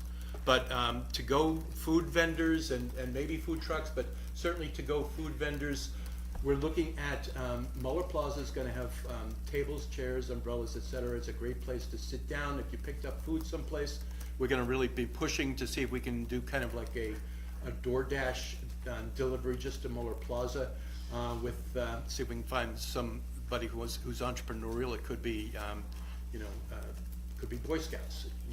We'll get the word out. But the idea is, that's a great place to sit down and have a bite.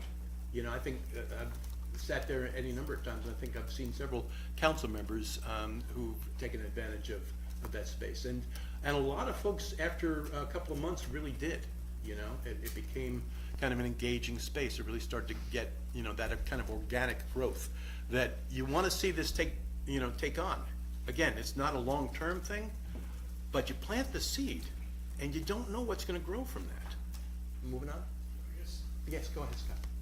Most of, isn't it? I'm just trying to remember walking downtown. Most of our downtown is working hard.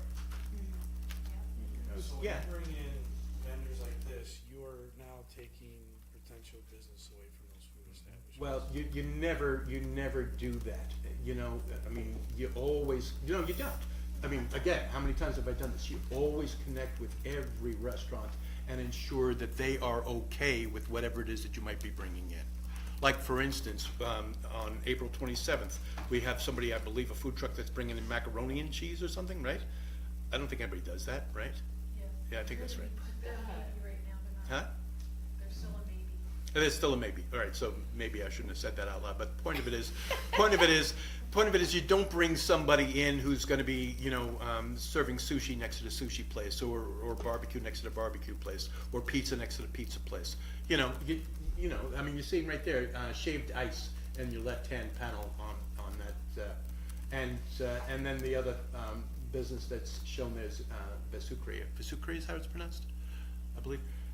And they are a recipient of city funding. They're a downtown business as far as it goes when they wheel their cart downtown. So you always make sure that the restaurants have been approached and are proven.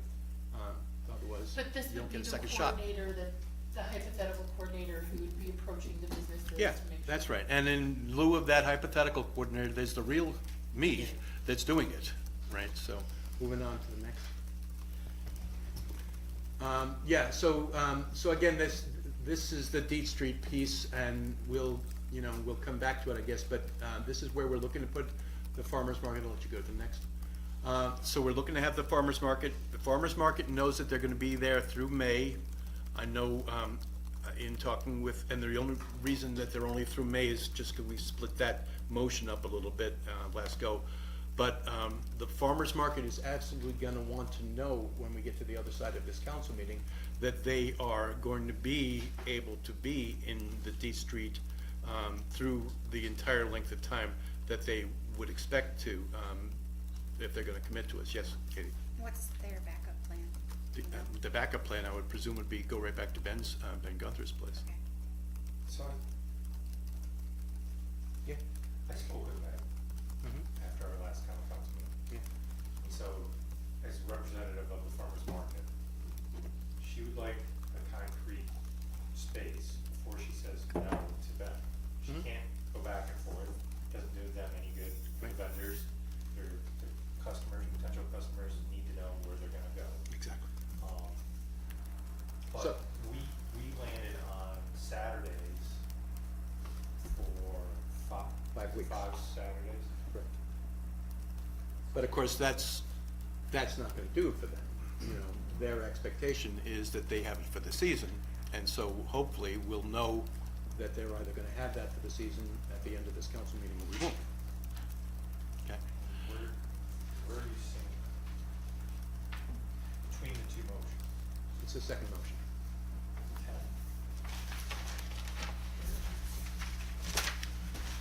Moving on.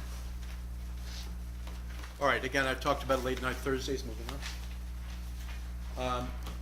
The Muller Plaza, I think I've talked about how, the expectation is that was a success last year. They're already adding more to that this year. There's no reason to think that won't continue to grow. Moving on.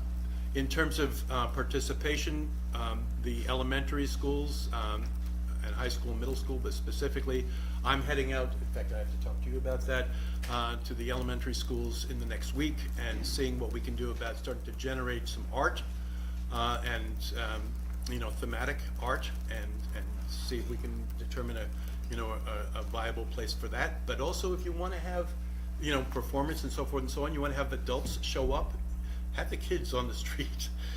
That's always been the case. All the dance studios, whatever it might be, that's how you fill your street up with adults. Don't forget the preschools. When you do your school tour, don't forget the preschools. Yeah, right. Well, A lot of towns yeah, and little people. I hear you. All right, so, and then, again, I talked about the College of Healthcare and the various artist collaborations. That's happening now. And while we may not see the O-Fest, OH Fest, happening in, this cycle, their planning will happen in this cycle. So, that's a start for sure. And then lastly, I think, yeah, and so the implementation. So it's volunteer engagement. That campaign is actually going on right now. Without the ability to say specifically that I can bring people to a space, and hopefully, again, we'll get on the other side of this meeting and we'll be able to say that, or I won't. But that volunteer engagement is happening now. I can tell you that the stores, the retail merchants and the restaurants, they're supportive of this. They will do what needs to be done in order to be an asset, even though a lot of them can't spare the time because they're, one person trying to run a store or run a business, but they will do what needs to be done because they get it. They get it. And I was talking to the 12 Tribes, Yellow Deli. Matt is his name? Yeah. And he was saying, we may not do anything, here, because we don't really need to, because everybody, we're a pretty attractive little place, but we will get out there, because this is for the benefit of the community. And I'm hearing that from everybody. So, that's just reality. So we'll get the volunteer engagement, we'll get the partnerships. We already are seeing partnerships with local agencies. The promotion and marketing, the collaboration around that is beginning to take place. And again, here's steering committee's already met. And then you're talking about the we've established the steering committee. The downtown renaissance coordinator will come. By the time that person comes, the job will be kind of figured out for them. We already know, what that job looks like. There's a job description, but the job will have been being done.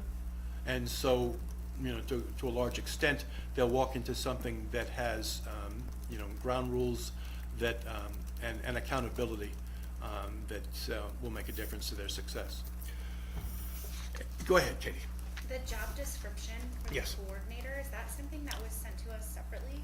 I think I shared that with everybody, either in person or I think I sent it to you. I believe I sent it to everybody digitally. If I didn't, I can do that easily enough. Cause I have your packet, it's not in here. Yeah. See, what would I say? Further Job questions? description.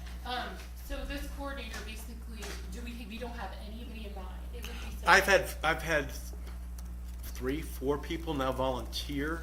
They say, I want to do the job, but we can't do anything until we have the RFP for them. Okay. Meaning okay. Yeah, they've approached me. Several people have approached me and said, I'll do this job. But, because for one thing, it doesn't pay very much.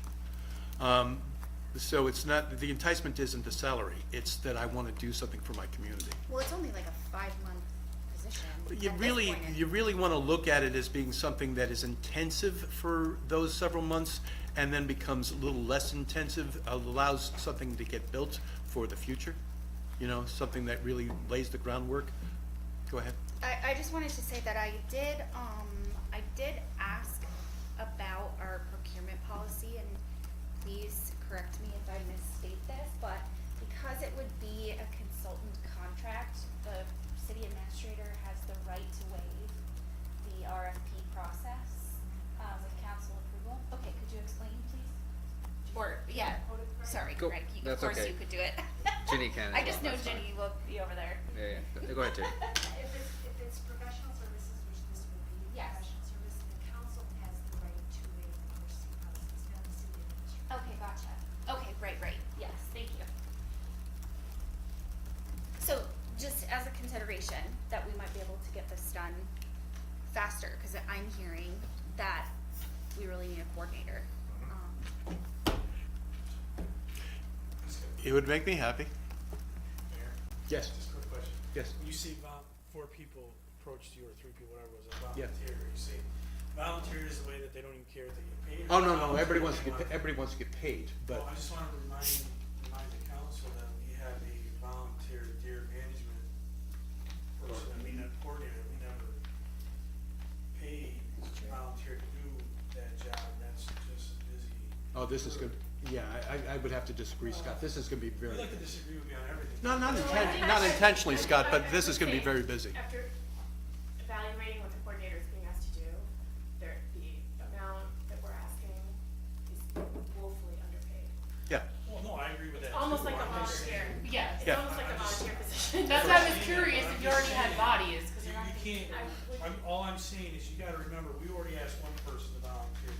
Right. Giving up a lot of their time to do a lot of stuff, to handle the complaints, do the surveys and do all that stuff. You know, and a lot of that's got passed on to other departments in the city, some of it, to collect that information, to distribute back out, but I'm just saying, we gotta walk a fine line here of, when do you sit there and say, either it's gotta be volunteer or it's gotta be paid, because we're asking other people to volunteer. That's a good question. How do we define So, that? and I know, Mark, I'm not just, I understand the legwork you're doing with this. Sure, sure. And I understand that, but I don't wanna make like I'm dismissing that, I'm not at all. Yeah. I agree that. I'm Right, just but saying, to be clear, the amount of work that's involved in this, because it's soliciting, I broke this into 4 like easy categories, but they're all really important. Soliciting, I've been doing a lot of that now, but there's a lot still to be done, right? And so you're soliciting people to be performing or providing art or providing support in terms of volunteerism or whatever. Then it's supporting when the day is started, those folks they're always gonna need something. I mean, I guarantee from experience, you know, you just don't walk away from it. You gotta be there and support, you know, all that's going on. And there's a lot that we're talking about going on here. And then promoting is, you know, this all lands well, or it's the tree that falls in the forest if you're not promoting. And so that means that every week, couple, 3 days before the beginning of the next cycle for the Cooperstown All-Star Village specifically, you need to be getting out there to all the places that will take your promotional literature. Southside, you know, would be one of the places, obviously. And then, obviously, you wanna have that in place for the registration day at the Cooperstown All-Star Village with flyers, et cetera. You wanna be online with this stuff. So you need to know what everybody's schedules are. You need to be able to promote all of that.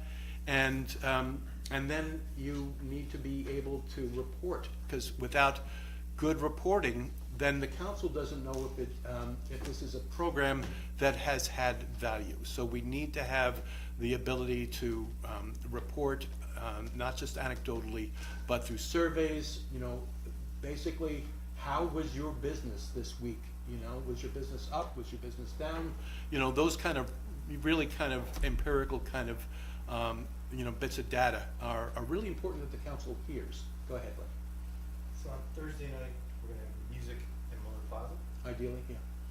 and we're also gonna have, is it kids' movies night, salsa? in the Some, park? I mean, you know, it's But it's not at the same time.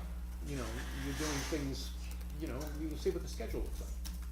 Now, Thursday is also when we do in the park, correct? Summer concert That's right, series, 7 to 8 7 to 8. in the park. We'll figure that piece out, won't 2 we? months out of the summer. We will figure that piece out, won't we? Okay. Yeah, we absolutely will. So I guess my question is either to you or to Greg. So, kind of fleshing out Katie's suggestion, if the council tonight passed the RFP requirement, what would that look like for you, Greg? You would have to have a contract, or David would have to come up with a contract. Would we still be in and around the 30-day mark?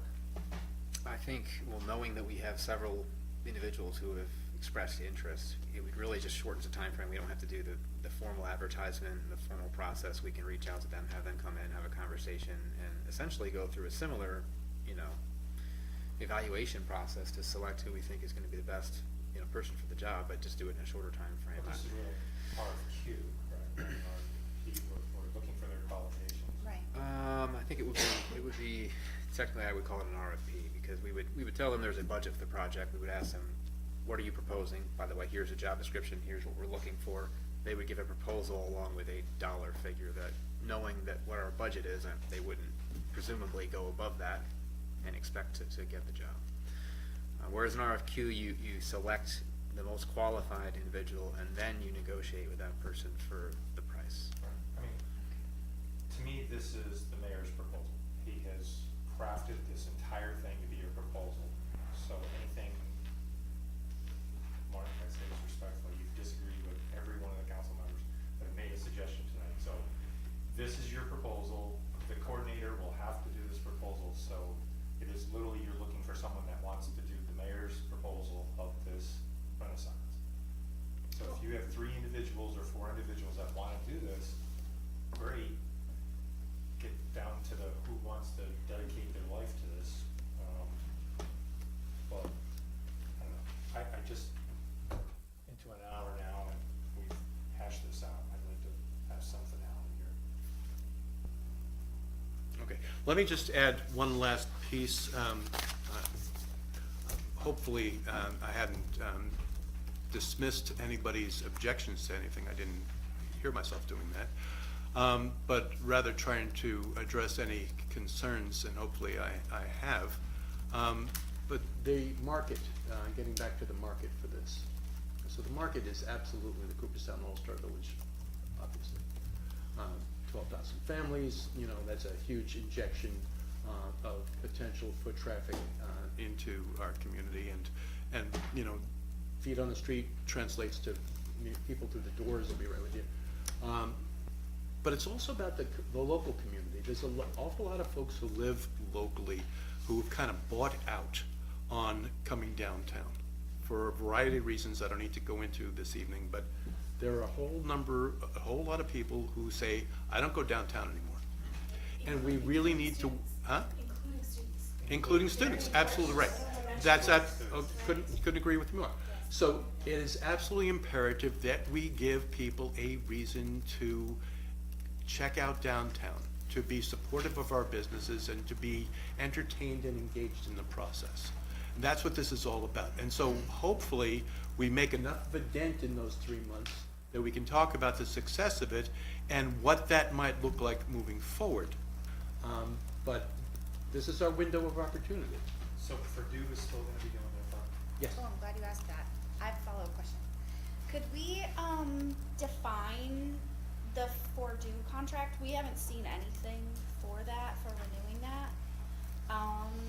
Also, last year was the first year of that, and I would agree that it was an improvement in the space, but I think that council should be given the opportunity to reflect and make a decision on whether or not we feel like it's valuable to spend that money in that way again. So yeah, so I'm just curious, cause I know that we are kinda counting on Fordue, it sounds like there's a lot of planning going on there, but I don't really have an understanding of like how, like when they're gonna be there, how long they're gonna be there each day, like what, what So is going on. they're the same days and approximately the same hours that we're proposing that we have D Street closed for. So Tuesday through Saturday, approximately 10 to 6, approximately. I believe that the council was very, arguably the word might be impressed with the work that they had done on kind of a, small budget last year, and the impact that they made in terms of being able to have, number one, a safe space and an interesting space, but also a space that where you could go and have somebody essentially providing concierge service, information services, Yeah. which is huge. And they were also responsible for ensuring that Main Street felt a little safer, which is a big deal to a lot of people, to me. Right, so, go ahead, Katie. Sure, so half the council is new, so the other half that was here last year, that may have been your perception. Obviously, I have this question, I don't disagree, I don't think that they did a bad job, I'm simply saying, we have this money, it was diverted away from, summer recreation programs for children. There was a rationale for that, but I think that as a council, we reserve the right to review that decision and decide whether or not it was a good one. It's not about whether they were doing a good job or not. But I think that, whether or not we think that expenditure is worthwhile. I know that they had made some suggestions when Kaylor came and gave us a presentation. He had all kinds of data and stuff. I don't know if that's been provided to the new council members, the wrap-up of his, thing there, but I know that he had a few suggestions, which I can try to pull up. I don't know if I he can emailed find them it. to I can us find or if he gave us a piece of, I know I have a piece of paper at home.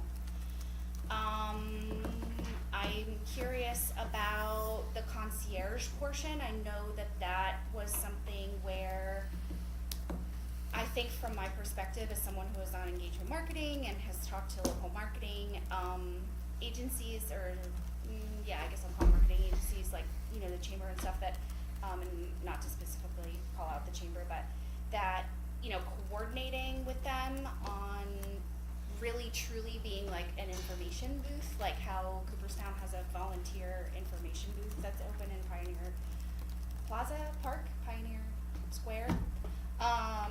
So I guess I just have questions about that, and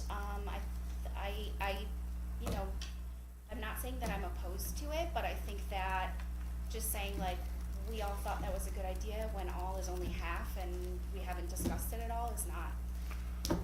Right. I would just, I hear you. So this council, minus 4 new members, was, I think, impressed and was approving.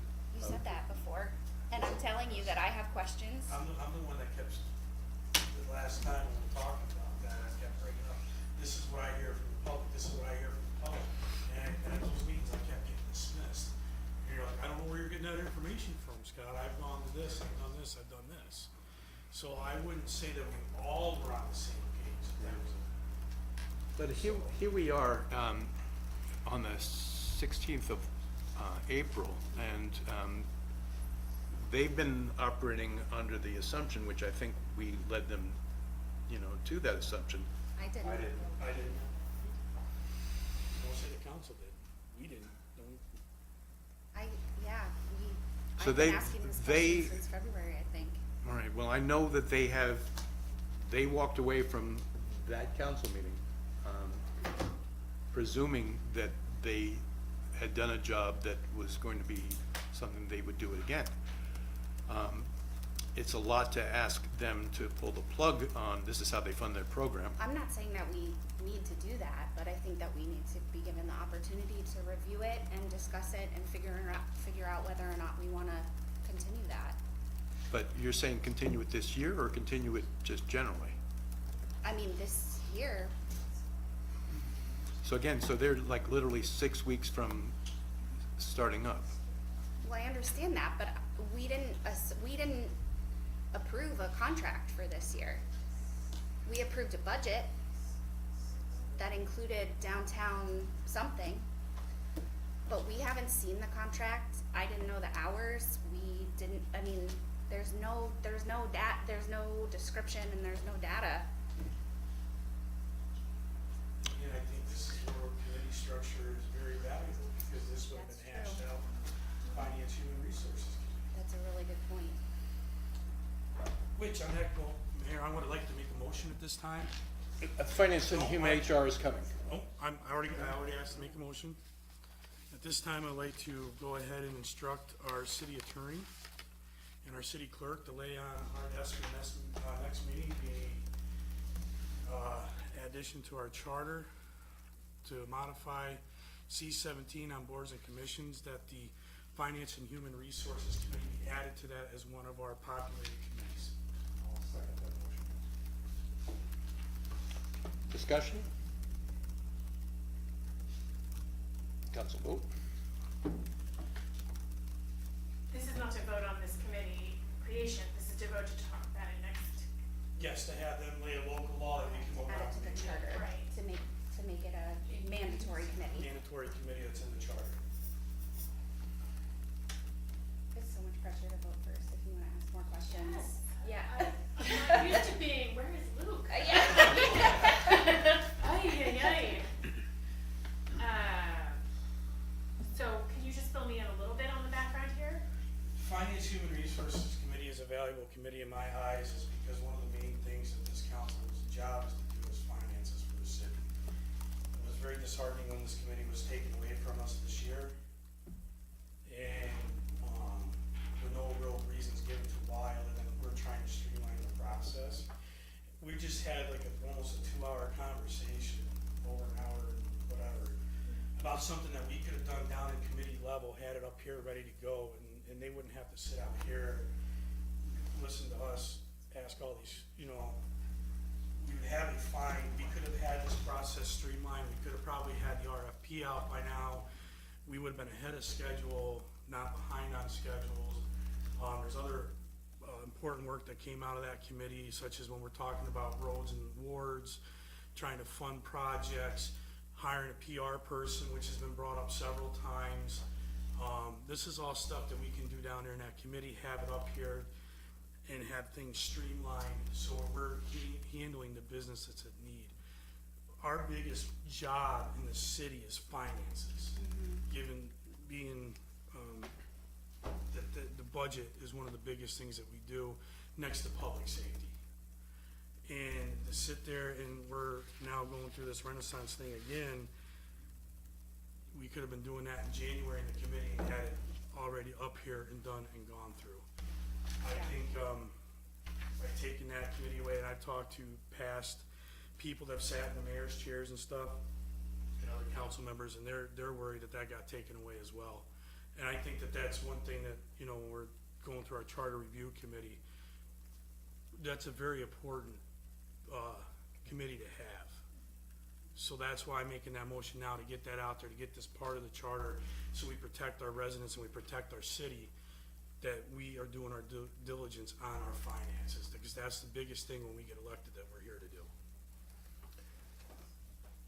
Let me just jump in real quick, and then you guys do what you do. But I did tell all council members that were previously part of the Finance and Human Resources Committee that why I was bagging it for the period of time that I was, and that if it wasn't going to work out, that I would bring it back. You might recall my saying that.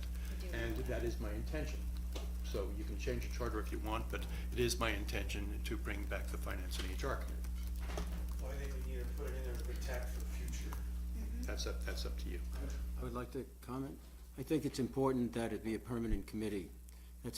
Finance is our most important responsibility.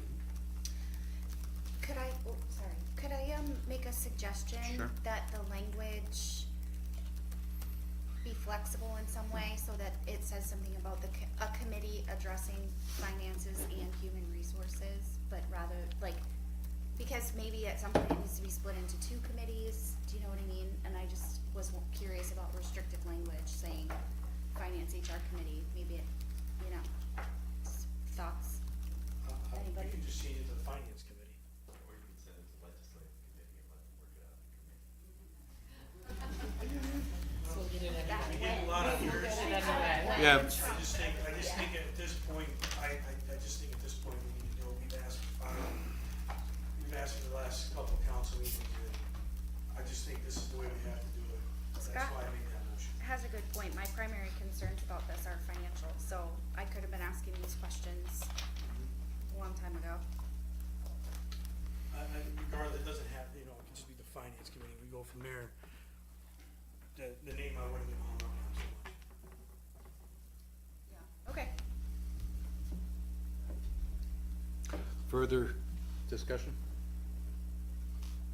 So the purpose of the dissolution of the committee was to bring all the financial questions to council directly. That was the intent. As I understood it, yeah. So to increase transparency.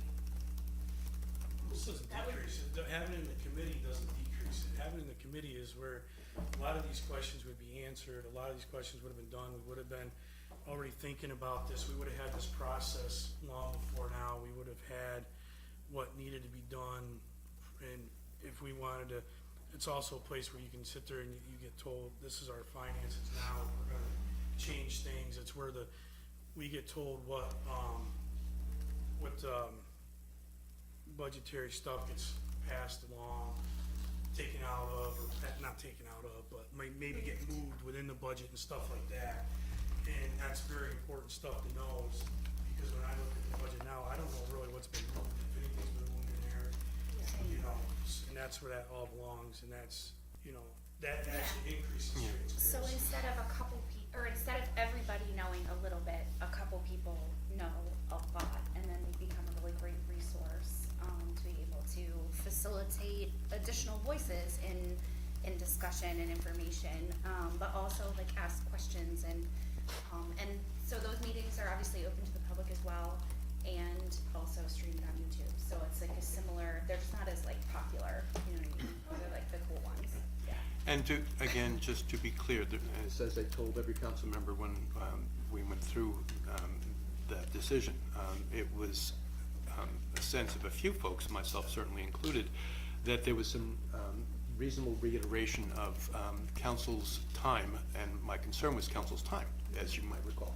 That I felt like council was being overtasked in certain areas, and where the Finance and HR Committee had taken on sometimes 2 and 3 hour sessions, and sometimes that happened twice per month, that wound up, and then a lot of that wound up coming back to council for further discussion, and that we did feel like we were revisiting things multiple times. Mayor, that's our job. I hear you, Don. And we're already back to. But- And again, You hear us, because that's our job. I appreciate that. So again, to be clear, what I told council members when I said I was gonna try this, was that I was going to try this. And if it didn't work, we would bring it back. So then why are you objecting to putting it in the charter? I'm not objecting to anything. I'm saying that I'm bringing this back in any case, You guys can bring it, you can have a vote about modifying the charter now, you can have this taken up in legislative committee and have it brought back. It's already on the floor. Yeah, we can vote. But in any case, yes, but it's coming back in any case, as I think I said clearly last meeting. No, you So didn't there you go. say it last week, but it's fine, you're saying it now. I will say too, that in that committee, one of the reasons why, initially I was open to this is because it was the Finance and Human Resources Committee, and a lot of what we were doing were things like today, where I actually did know the name that was put on the agenda, but 99 out of 100 I don't. I don't know anything about their qualifications, we didn't get into that in the HR committee, anything like that. What often would happen was a new hire would need approval by the committee before they were brought to council, so we were waiting much longer in between, like, having a viable candidate and actually, like, making an offer and putting them into the position. And so that was one thing we were actually discussing, like, how can we streamline that to make our hiring process quicker, more competitive. So, you know, maybe it is just the finance piece with the option to talk about human resources things as they become necessary, because we have contracts we need to discuss, but I think there's a lot of value in the initial meeting where the topic is laid on the table and a lot of questions can bubble up, and then at a council meeting, even if it comes back to the council meeting, the questions have been asked, the information has been found out and able to be shared, rather than, you know, me having a question now and then, you know, it's 2 weeks before I can get it. Well, I won't say that because you do often email, but,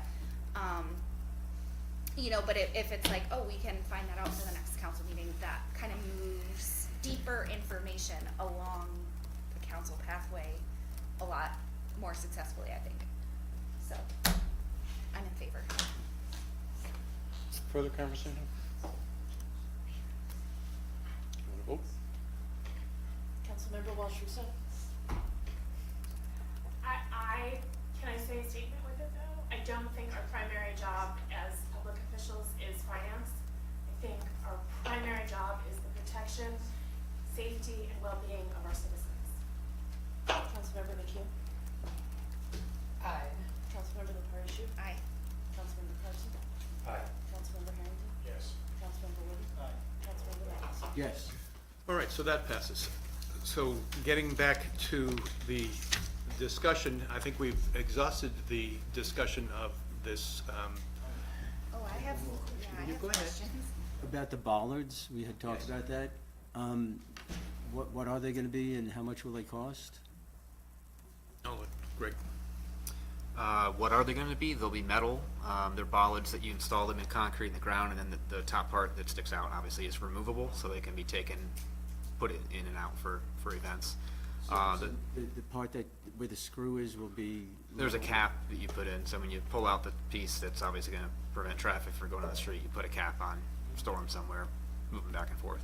The cost exactly, I'm not sure. We haven't ordered them yet. I think there are several $100s a piece, $600-700 a piece. I believe we're looking at probably 6 of them.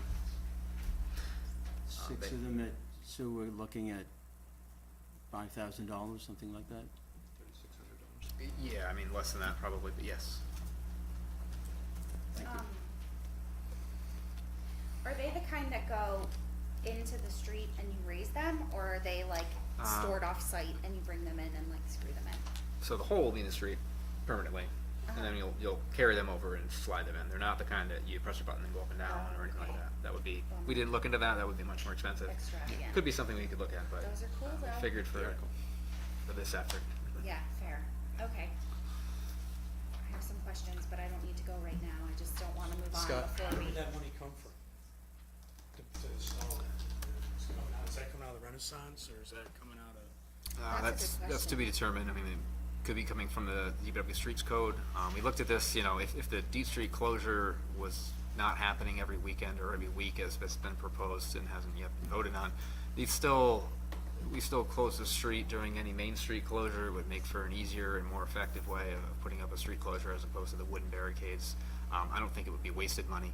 Obviously, it's not something we specifically budgeted for this year, but it would have to come in either out of a streets code or it would be transferred from from another code. So not downtown Renaissance. One more question, Mayor. As This- far as this, Are getting this person hired, because I'd like to see some stress come off of you. Is there any way we can move on that tonight? What do you need? What can we do tonight to try to look at getting somebody hired? Do we need a job description? Do we need a, I've sent the job description to all council just now. You have it on your computer. because I'm okay with looking at it. I'm okay with trying to get some pressure off you and try to get somebody. But I think we also have to come up with the thing, are we gonna fund this? I don't think we've had that discussion yet. Like, is the council 100% behind this going forward? So, Right, I hear you. Again, we're just rearranging monies that have already been, already been appropriated essentially. And I know you had a conversation, you had asked at the last council meeting about Destination Oneonta, and we had offered this to Destination Oneonta. They had a quote they provided us that was double what they normally would have charged. And it was still not what this was. And they, in fact, had a second quote that was about 250%. And it still wasn't what we're talking about here. So they, we're very supportive of DO, and as we can help them and assist them in becoming, a viable entity, we're looking to, but they just weren't the partners to ensure that we had the foot traffic downtown that we're looking to make happen here. So they don't wanna organize the Halloween and winter downtown events? They're in there for that. And the amount of $5,000 they agreed to? I forget what the amount is, but if that's what the amount is that's presented there, then yes.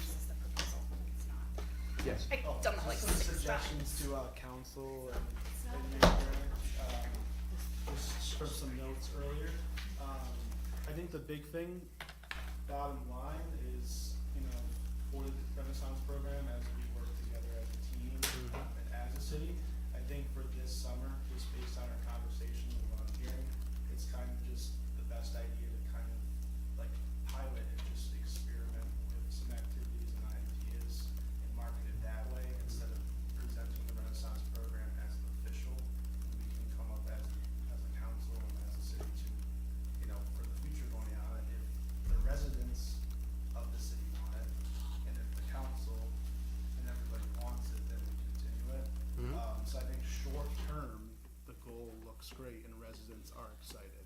I just think people are a little worried based on resources, like, it seems really big, the way it's presented. So that's just a suggestion there. Sure. And then I just wanted to feed off of, earlier, I should have said it earlier, but, I just was like, whoa, with the presentation. Just to feed off of Mrs. Speller, cause she only had 3 minutes, so I know there were some things not articulated, in that time period. We've had some great conversations. So she works for Oneonta Job Corps Academy. And the reason why we were connected and we've been meeting, is she actually came, we have a program at SUNY Oneonta called Kings of Excellence. It's a men and women of color support group, that we support students through that program and, provide, career exploration and just, togetherness, and we provide a lot of opportunities. But Job Corps actually teaches our Kings, chess, pretty much once a month, and we've had this continuous program. So the reason why I had her come tonight is especially for the summer, to experiment with All-Star Village. We're looking at our elementary schools, our high schools, our middle schools, right? Chess is educational. I'm not good at chess, but it is an educational piece if you bring that involved. Heck, if you want to bring in checkers, and put that game in there. But just having games and those type of educational opportunities, getting resources like jump rope, like it doesn't have to be a big thing all the time. Sometimes you just have to throw resources out on Muller Plaza, get books from Huntington Library, get these simple things, just get music and just bring people, and people will come together. So I think bottom line, short term, we need to do something though. I think logistics, I'm glad we're talking about it because that's our job as council. But I think bottom line, we do have to go in that direction because since COVID, we've had nothing to look forward to. And I would just jump on that before I go to you, Shannon. And so this looks like a lot, it really does, but if you get to 30,000 feet, basically you're just talking about Muller Plaza and D Street, and then stuff going on in windows. I mean, so it's not as much as it looks like. It just, there's a lot of moving pieces to it. But the same thing that you're saying is as I've talked to every retailer, every restaurant and every shop owner, if this doesn't work, we pull the plug. But there isn't a single person I've talked to who hasn't said, well, we should give it a shot. So I feel like, I think that's what more or less you're saying. And I appreciate that, but it's not as much as it appears to be when you'll see it, but it's enough that we can promote. And that really is the key, to be able to say we have something most every day that you can come into downtown and experience. I need to go to Shannon first. The events that are happening, like at Neowood Park and stuff, that are co-occurring, we are not sponsoring them in any way. They're just co-occurring. Right, generally speaking, that's true. We're not actually providing them funds or anything like that. They're just operating at their discretion at Yeah, I think Greg can talk more to that than I can. But Specifically, which events? Like any events that people like- rent spaces for? like Juneteenth per se, because the city doesn't actually help, Right. so it's not a city event. Right, we just permit them. So it's just like it's just in here as Well, we'd also be promoting it. Okay. Well, we support the concert series, don't we? Yeah. Yeah, that's Kids ours. movie night. Yes. Yeah, so not all things, but some things. Scott? I was just wondering what do you need from us, or what does the council need from each other to try to move this along a little bit, I'm willing to think outside the box, Mark, I'm willing to sit there and give this a shot.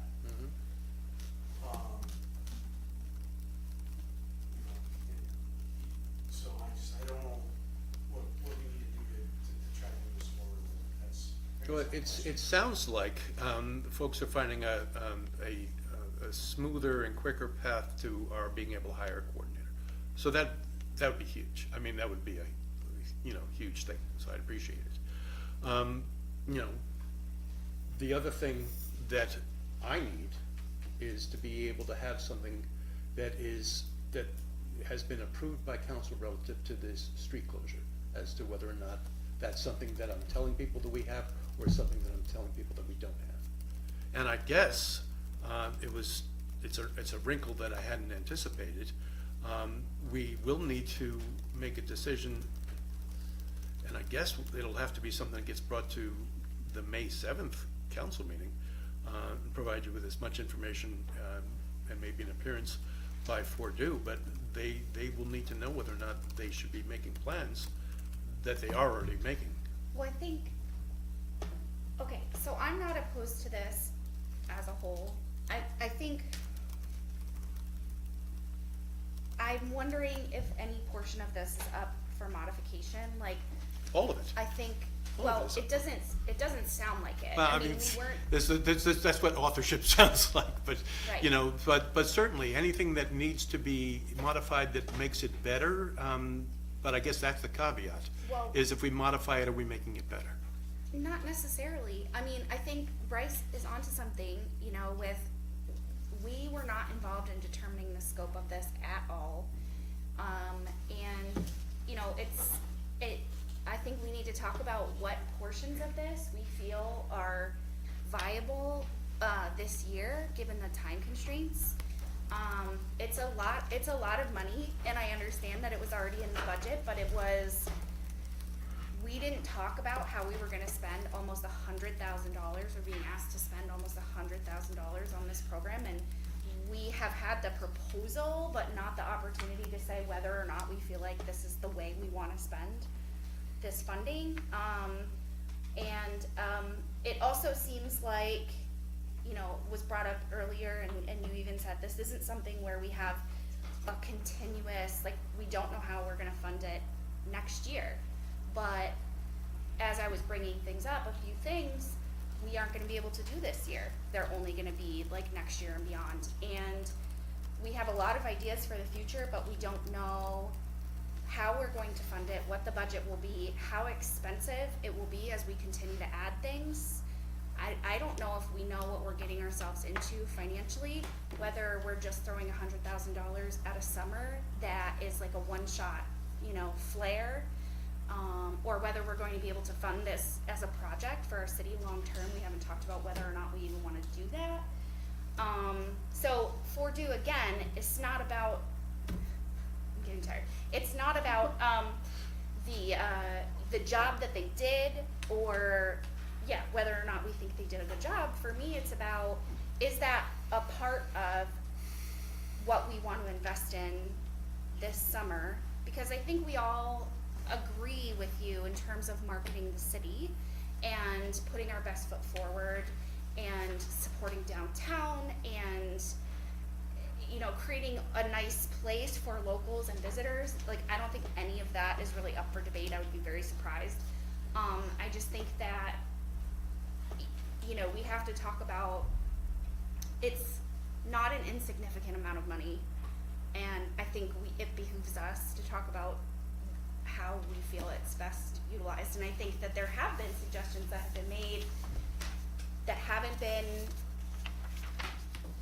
received in a way that feels like we're making any sort of progress other than accept this or don't.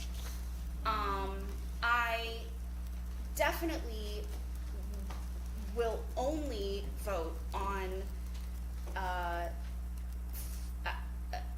hiring a coordinator if someone from council is involved in the vetting process, so that we remain involved in what that coordinator is going to be doing, what the summer looks like. I just think, yeah, I think I'm with you, we need to make a decision, but I don't think that the decision is just yes or no. I think we need to like talk and figure out how we want this money to be spent, how we want this summer to look, and how we define that a little bit as a council. That's my 2 cents. Well, Shannon? I think the money cause I wasn't on council when this all went down, but I think what I'm hearing is the money came from space that was supporting summer programming for the kids, right? And so some people are running into issues this summer with summer programming for their children. So that's been a hot Right, and we topic. can, we'll clarify that. So, So we used to have funding that was provided to the YMCA for, it was, I believe, most recently a $70,000. half-day program. Yep. For an afternoon adventure, what do they called it, kids programming during the summer. They had indicated that they weren't able to continue doing that, and they weren't certainly gonna be able to do a full-day program, which was what we were hearing was the community's desire. And then fortunately, I think what enabled the council to be willing to part ways with that half-day program was that the Boys and Girls Club had stepped up and provided a program they hadn't provided before that kind of covered that and more. It was a full-day program. So at that point, the city stopped doing the afternoon half-day program. And so we recognized about $70,000 as a savings, and of that 70,000, 16,500 was moved toward a contract with Bordeaux to activate Muller Plaza. And we did, you know, we received plans on that, we received a report at the end of it. But it was a new thing last year, and I just wanted everyone to know, like, the provenance of that money. And it wasn't the full amount, and I'm not sure where the other $55,000-ish is at this point. Not in the budget, just not Just in the not 2024 budgeted. budget. Okay. Yeah, and I don't think it was 70, I think it was more like 35. Yeah, I It think we was split the 35. difference. Oh, okay, so it was half the money that we spent on the Fordu thing. No, it was 35,000 total for the afternoon program. We spent 16,500 on Fordu. Yeah, that's what I mean. So Right. Fordu was half. No, 35,000 was the total amount, right, Ginny? 35,000 is what had originally Half day. contracted with the YMCA for the afternoon program. Right, 16.5 got transferred to cover the 40. right. And 16.5 is roughly half of 35. That's what I'm saying. Okay. I Yep. thought you were saying 70,000.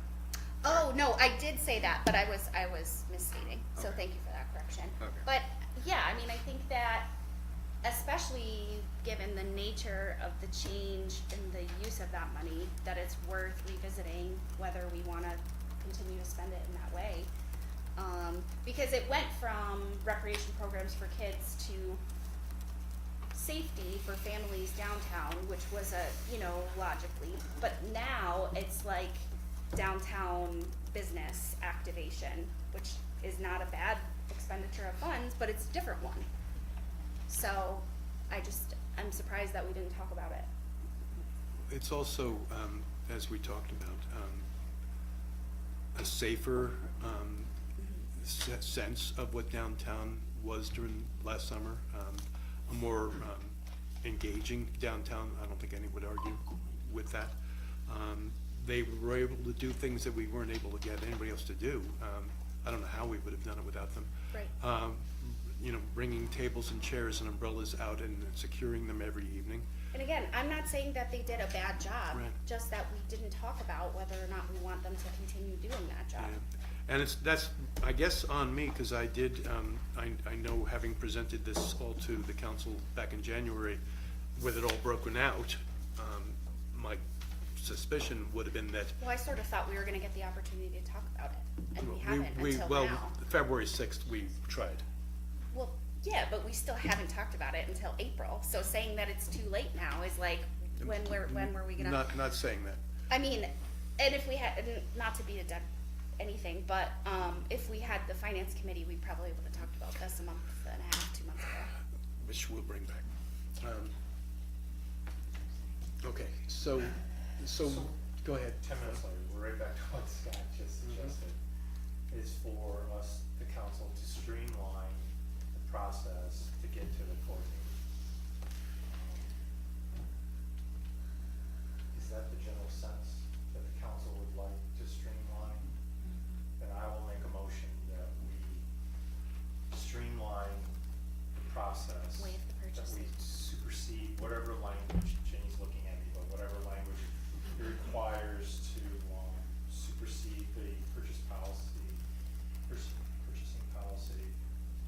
which includes contracts, for this coordinator, so that this council can have more, metrics of the timeline, which we have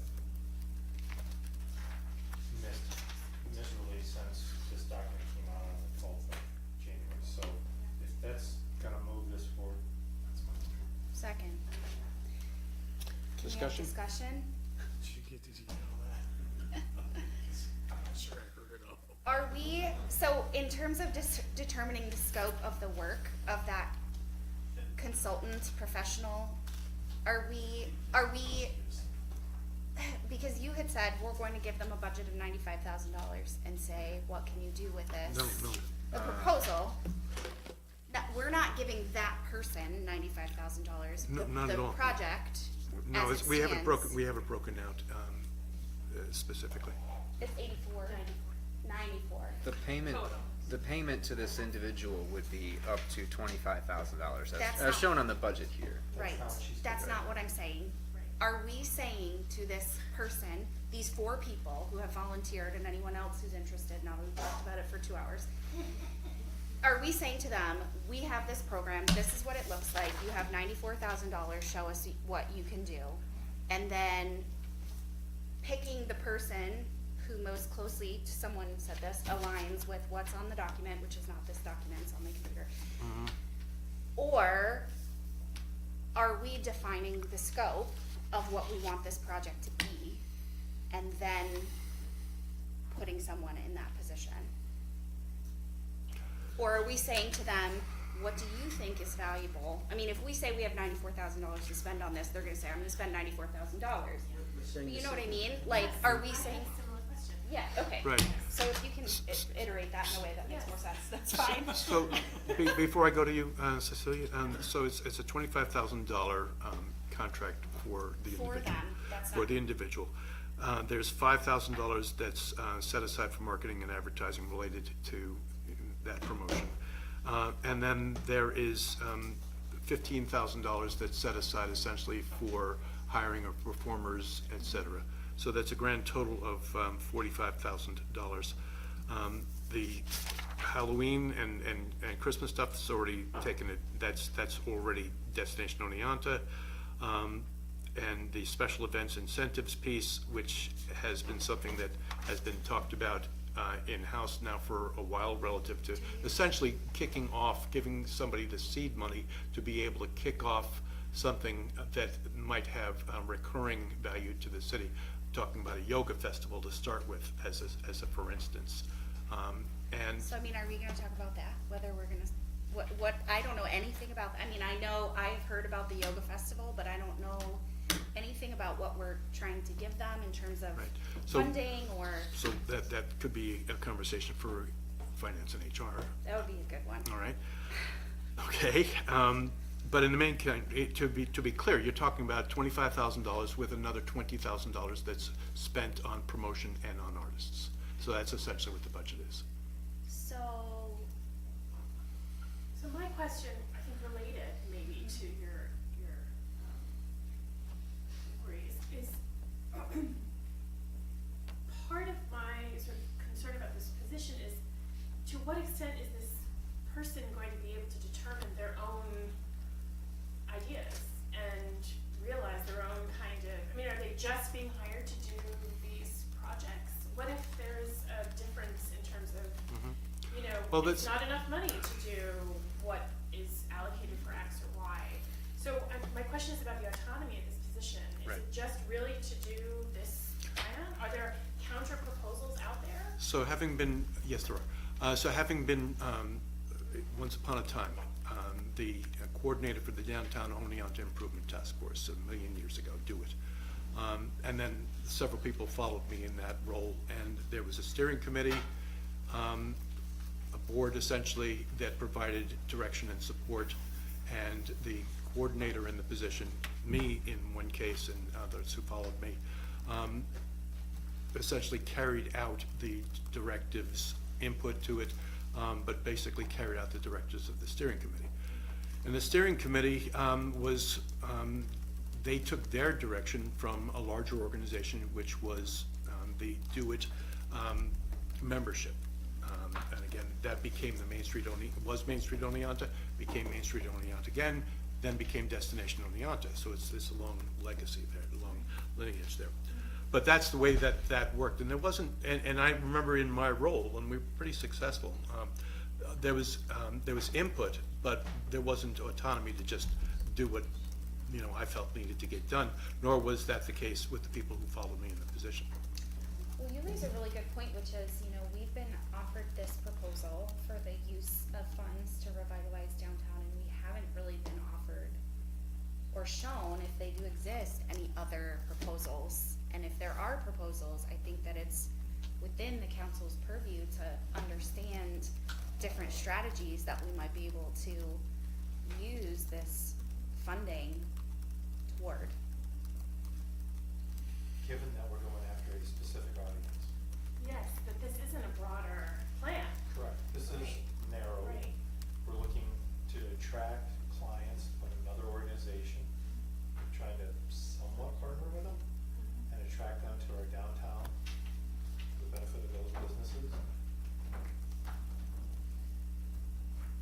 Katie, I agree with you that council members should be part of that discussion.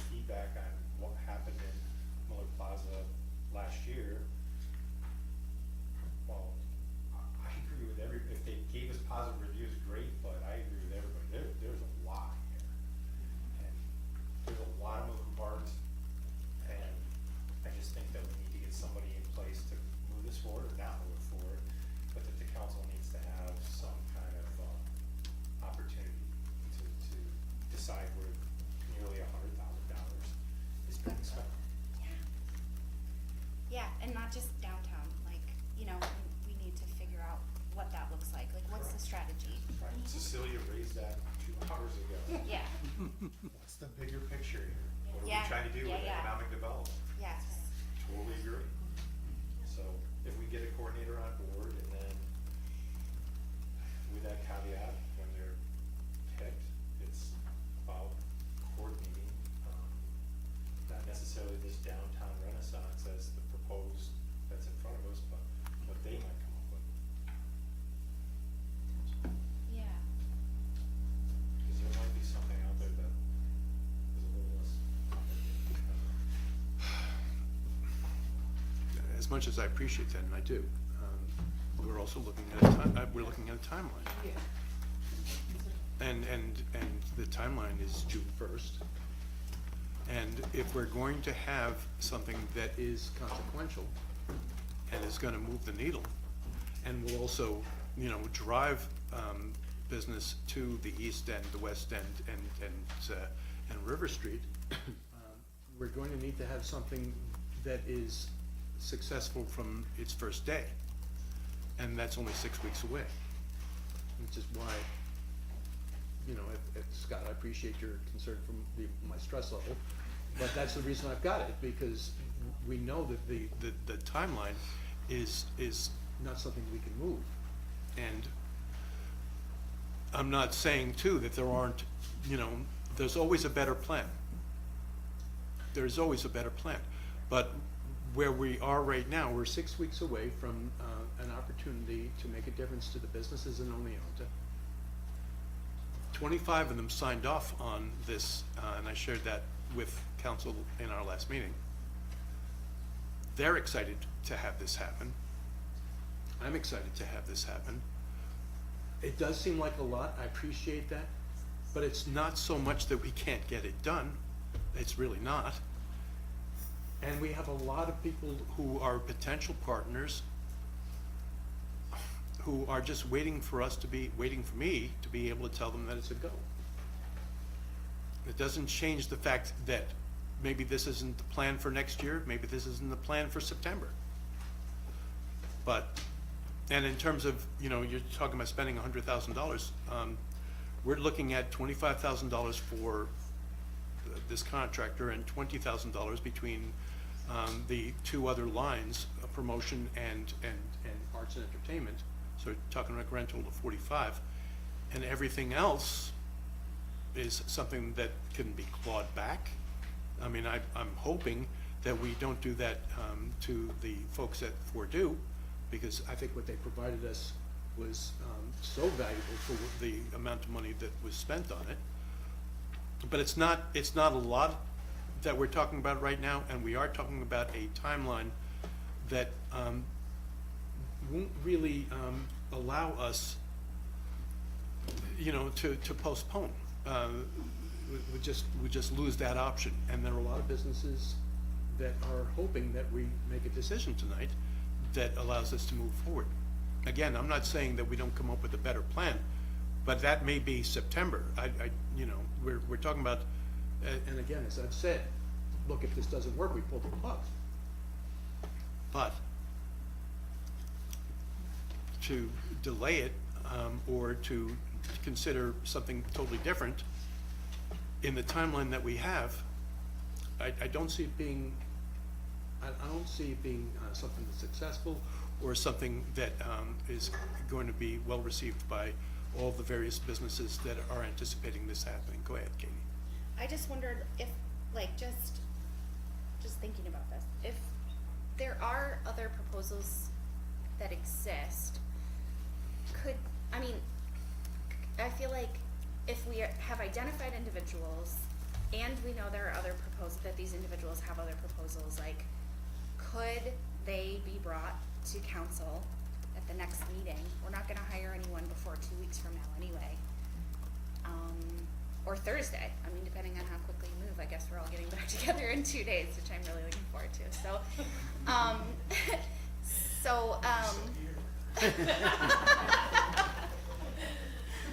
so theoretically, we could have, I mean, I think the intent is to move on this, but that doesn't mean that we have to disregard other proposals. We could all still say, this is the way we wanna go, but we could just consider them and then make our decision on a coordinator and their proposal next week. I mean, that's kind of the idea, right, is request for proposals. So,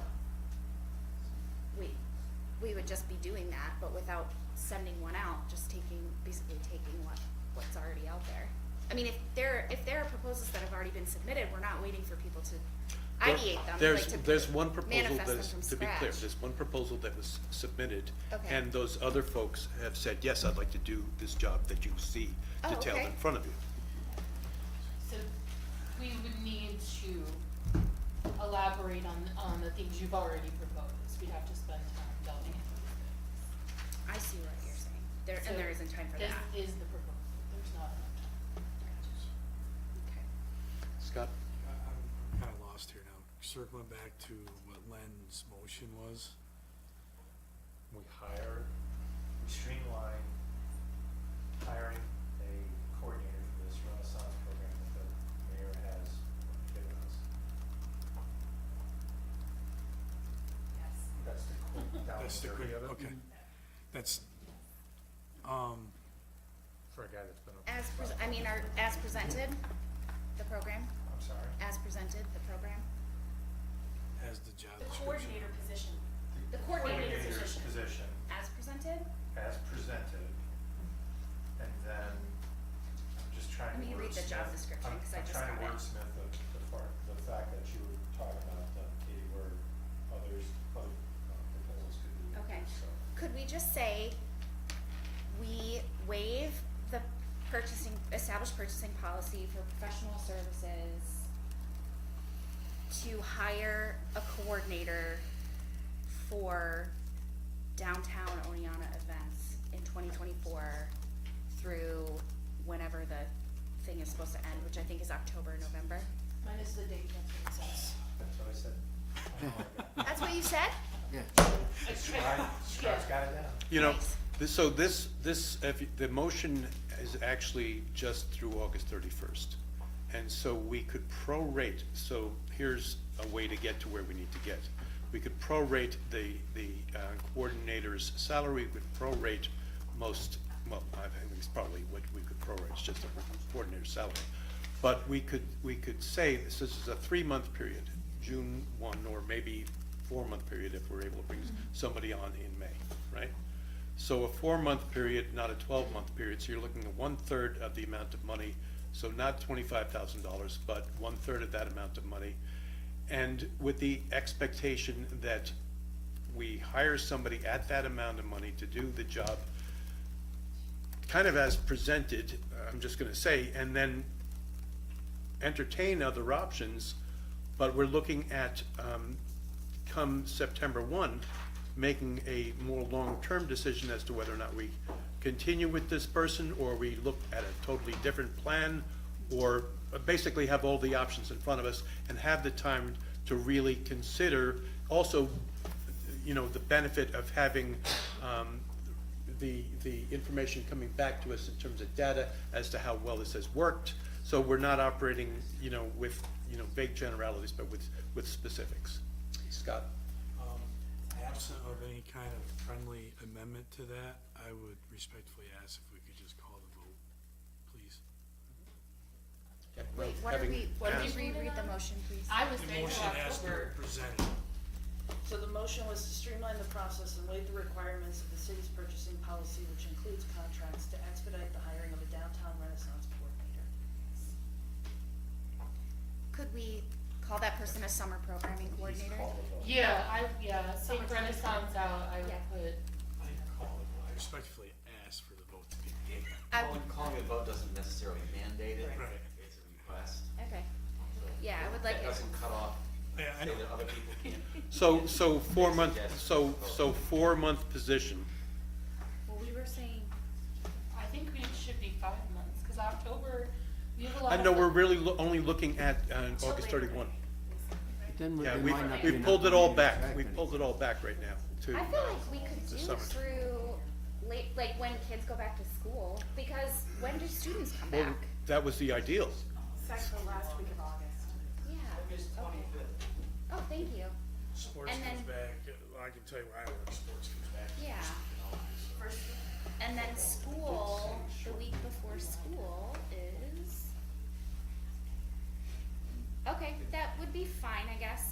starts, I think, on, September 5th. So, okay. Elementary school. And so, although it's not in the motion, what's inferred is that the council then would have these 4 months to be able to review the progress, to be able to make determinations about the success, and to look at other options as may be presented. Okay, I mean, we will have spent a lot of money to do that, so I just hesitate So we're on- talking I about just hesitate to prorating, say- we're talking about prorating for 4 months? No, I'm talking about, saying summer coordinator so that we can, review a strategy and agree as a council on what we want our strategy to be for the summer. So I would like to say summer programming coordinator, and, you can do a straw vote of whether or not people want that in the motion, Don? rather than downtown renaissance. My concern, if it's less than the $25,000, we might not attract anybody.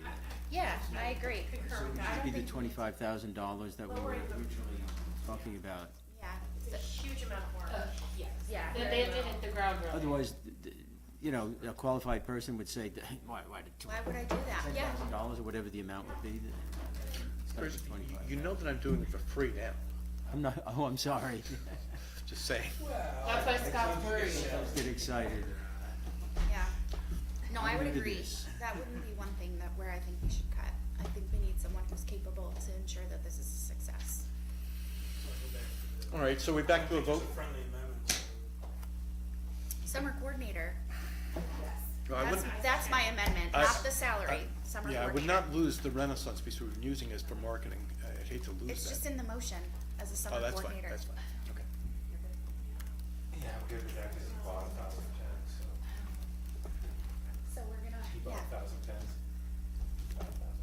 Yeah. Does it say Renaissance on it? Oh, Is everybody in favor of the summer coordinator? Summer programming coordinator. aye. Wait. Oh, She hasn't actually called the wait, vote. wait, Just wait. checking, We're excited. no, we're just checking for a friendly amendment. Right, Yes. I understand it, but she was saying aye and. Yeah, we're not voting We're yet. not voting, we're not No, it's voting. just, are you in It's just- favor of changing downtown Renaissance coordinator to summer programming coordinator? Okay. Katie? Yes. Okay, so, Is under the table is good with it as well? you're calling the vote? No, it's not a friendly amendment if everybody doesn't agree. Right. Right. So, thank you, everyone. we're good. It's Right, it's a unfriendly. hostile amendment. All right.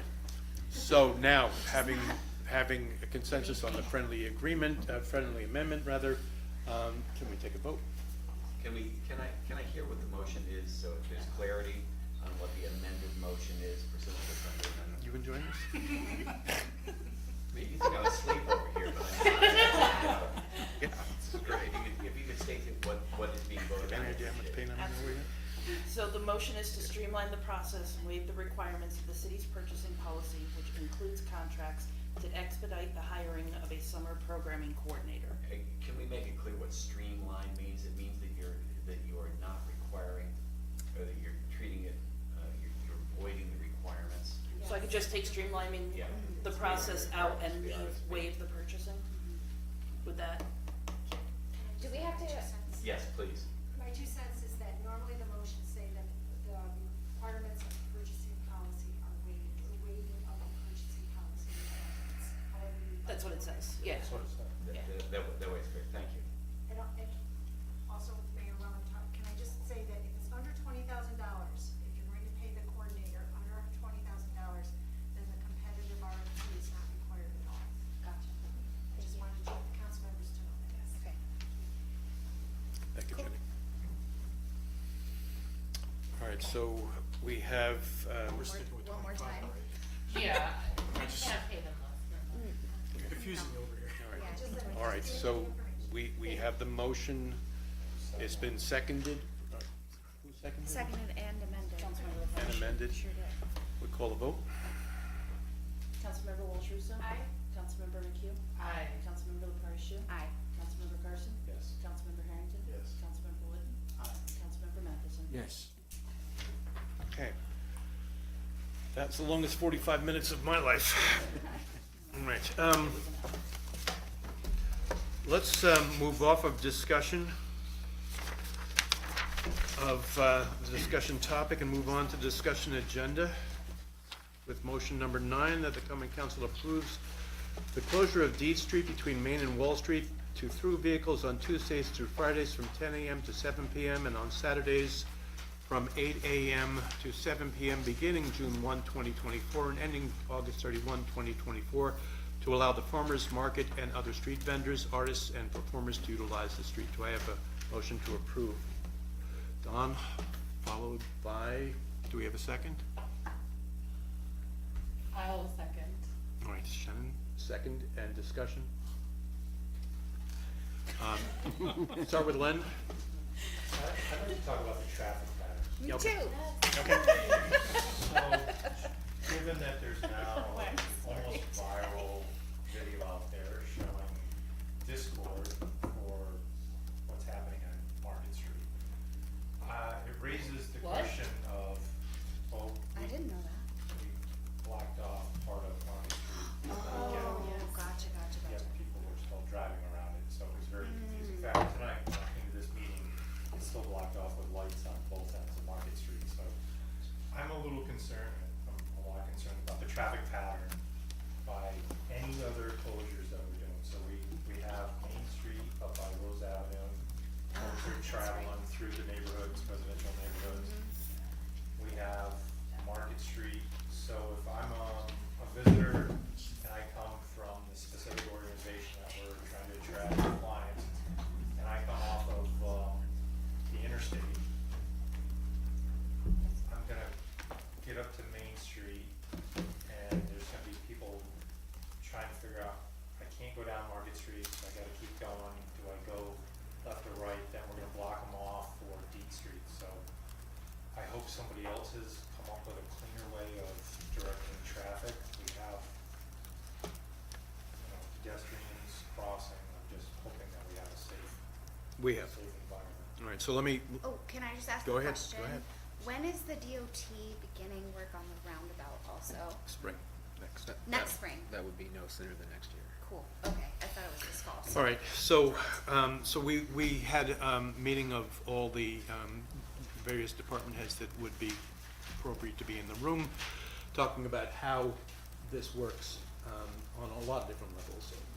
So one of the concerns was obviously, one of the first concerns was gonna be traffic flow and what that would look like. And from, reconnecting, or rather connecting for the first time with Google and Apple and all of the other, online directives, that was a part of it. Another part of it was the wayfinding signage that needed to be put in place to be able to ensure that we wouldn't have oversized vehicles accessing the street.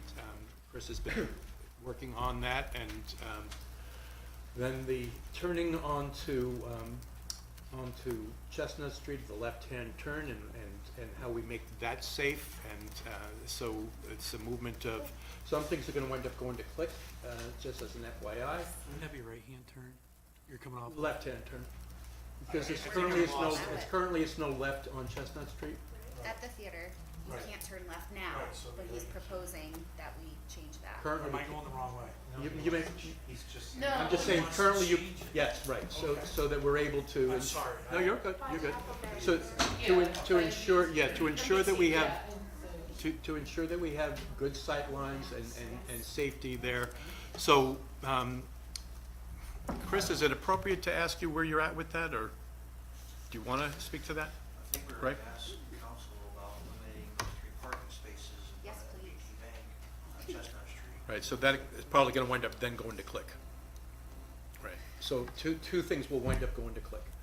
And we've got, so we have the time, we know that we're only gonna do, the street closure on Saturdays for a few hours for the 5 Saturdays that we've talked about.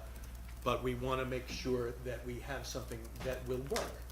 And so we've got strategies, what to do with oversized vehicles, where the wayfinding signage should go, what we should do with parking spots that occupy at least a portion of Chestnut Street to ensure that we have sight lines, how we can get ourselves left and right-hand turns.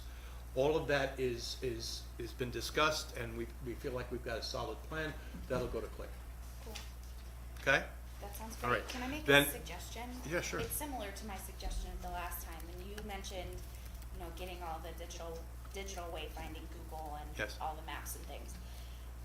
Is there a need, is there a need that I don't understand that on, what day? What are the days? All the days? 10 to 7, Tuesday through Friday. Is there a need for that to be open between 7 a.m. and 7 p.m. and 10 a.m.? Or could we just close the street from Tuesday through Saturday afternoon? Because it would be less change. People would get used to it being closed. It wouldn't matter if the wayfinding signs were up. It wouldn't matter if the Google was wrong. It would be, I think, a lot easier if we just made it from 10 a.m. Tuesday through, what on Saturday? 7 p.m. Saturday, June 1st through August 31st. It's less work. So I've what's seen your, only good what's things. your earlier time on it? Oh, it's just taking the earliest Tuesday time and the latest Saturday time and eliminating all the back and forth in between. So the earliest Tuesday time is 10 a.m. Yeah. And the only thing is the farmer's market will need to be able to access the street earlier. Typically, they set up at 9, they're in business at 9 o'clock, so they'd like to be able to set up in that period of time before. Yeah, please. I think she's proposing closing it from Tuesday at 10 a.m. until Saturday at 7 p.m. 5 days. Yeah. 24/7. Correct. Yeah. I can't see a need, so I'm asking if there is one for the street to be open between 7 and 10. There is I'd have a concern, quite honestly, and one of the things that, we've come back in conversation on this, is that when the street is closed and there's nothing going on through the evenings, and it's closed to traffic, we want to make certain that we don't create an inviting space for things that we're trying to, I'm trying to be politically correct about it, but we want to not create an inviting space for some folks.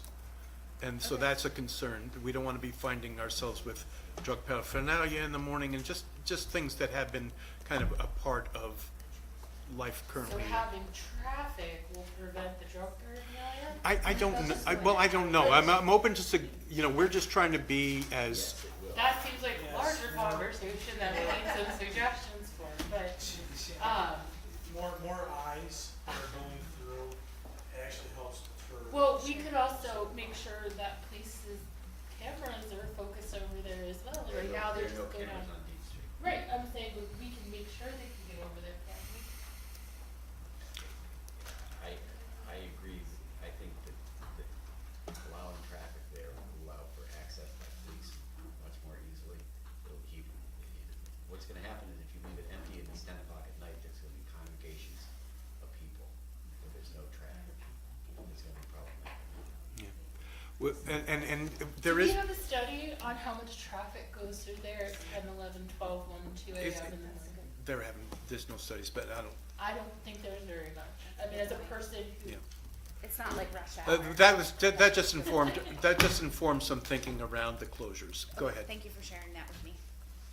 I'm just gonna throw, I know it's getting really late and we're all tired. I just wanna throw out there that I have to say, again, I go back to maybe where we started the conversation.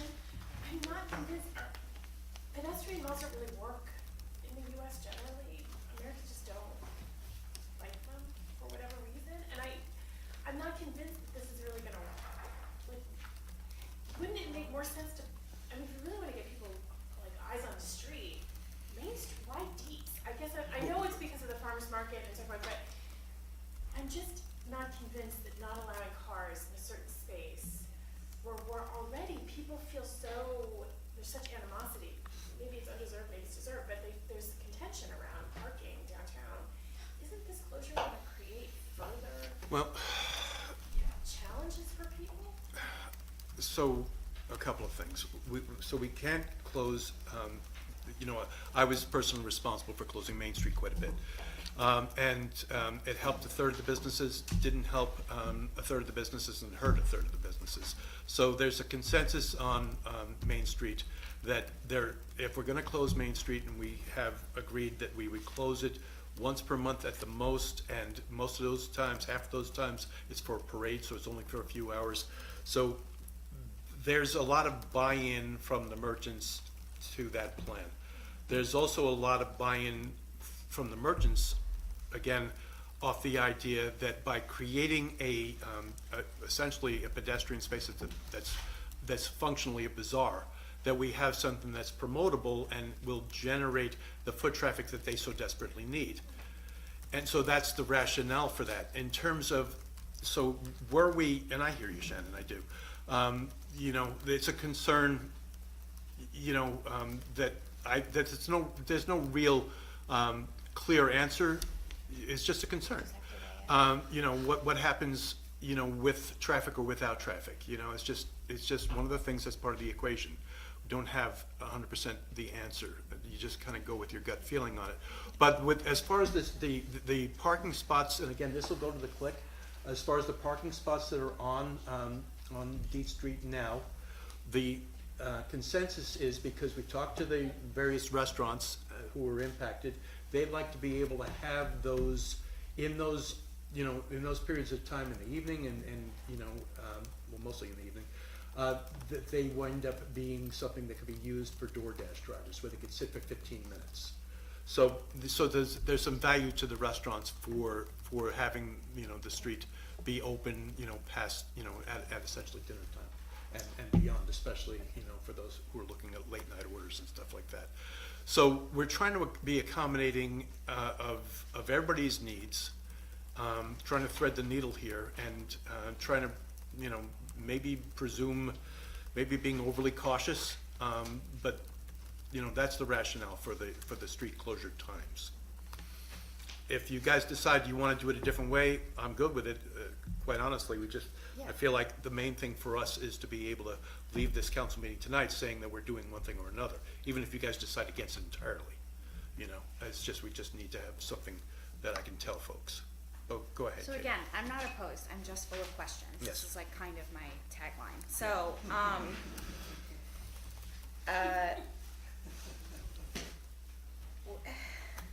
yeah. I'm trying to decide if all parts of my question are necessary, but what I'm wondering to myself is, you know, I know that lighting and improvements is a part of the budget, and I don't know how much off the top of my head, but is a part of the budget, and I'm wondering if we could circumvent this discussion altogether by focusing our efforts on adding lighting and improvements to the alleyways behind the row of our historic Main Street buildings and having vendors in there.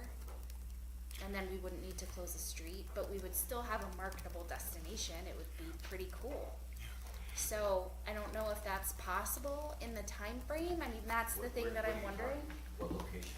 Well, it would require cooperation from building owners. But, like, so obviously behind Greater Olean Historical Society, they've done the alley, they do the market in there. That's sort of the inspiration for what I'm thinking. We could extend that on the other side of Dietz. That's private property.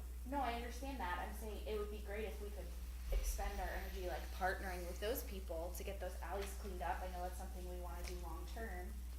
Add the lighting in there and see if we can coordinate vendors. But there's parking that's used every day by multiple, Back all there. the businesses back there, parked there, all the garbage is there. The garbage is a big problem, I know that. Collected there, and there are really no alternatives. You can't There is a go- vision for that, though. There's discussion, but it's private property, and we can't be intruding on private property without the consent of the people. Right. who Well, ask. I know we would need their consent. That's what I'm saying. But, maybe Also- that's too also, big of a change. Just so you know, of your- the title to those areas is wildly endowed. And every single property owner has an easement to have a legal right to drive over it and to put things over it 24/7. Okay. So Challenging. it becomes problematic, which is why it looks so ugly, because nobody. It is a vision, though. The other thing, Some just to, people claim they own it, and other people right. dispute the claim of ownership.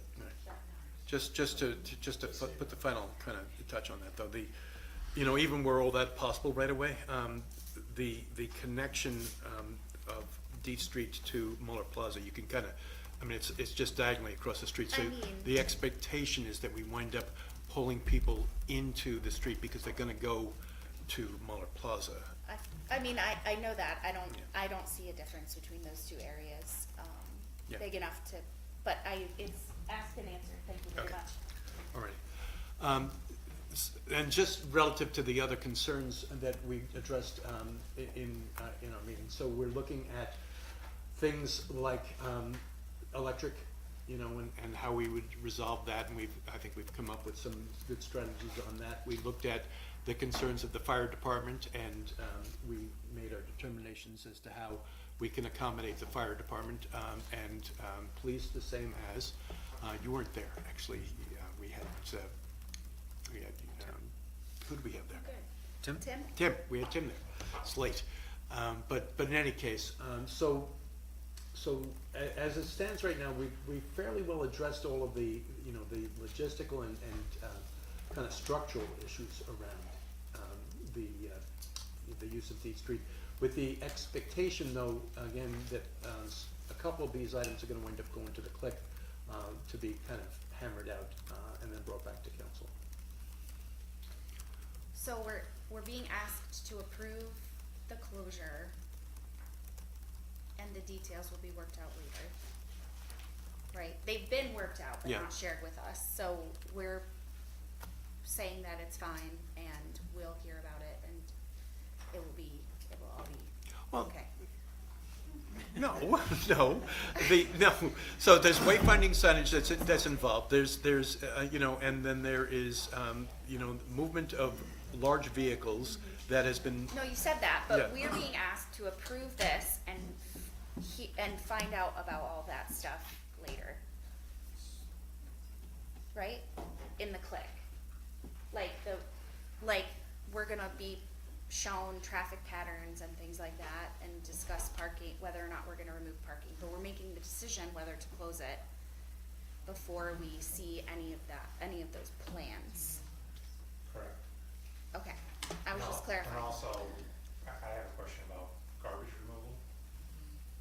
Do those building owners get their garbage removed before 10 a.m.? Yeah, I've spoken to Casella and Logan's, and they don't have a problem with the time frames that are proposed. Third hauler that I've seen, I'm not sure who they are. They've got no label on the side of their truck. Accesses from the other end, so I'm not aware of any issues with the time frames proposed. I think if it were closed 24/7, there would be some concerns. Sure, that makes sense. The bagel company gets their garbage collected at 4 a.m. I can attest to that. Yeah. Sounds like somebody's window sits just above. I don't get the smell, but I get the sound. Okay. Oh, can I ask one final question? All of this to say that if we approve this today, we reserve the right to rescind that approval Pull the at a plug. Yes. at a later meeting. Yes. Okay, great, thank you. Yes, if it's not working, it's not working. We're not gonna do anything that's gonna harm business or or visitation of Oneonta. We can't, not in good conscience. We're trying to help. Scott? Thank you. Real quick, the ballards that we just talked about, which is, what was it, 600 and you're getting 6? Yeah, so you get $3,600. Which we didn't budget for that money, for those ballard systems, and that we don't know if this is gonna be a permanent thing. And with my history with ballards, and I'd rather take a sledgehammer to them because they're junk, especially with salt and stuff that gets down into them, and they're a pain to try to remove and stuff. I am not a big ballard supporter,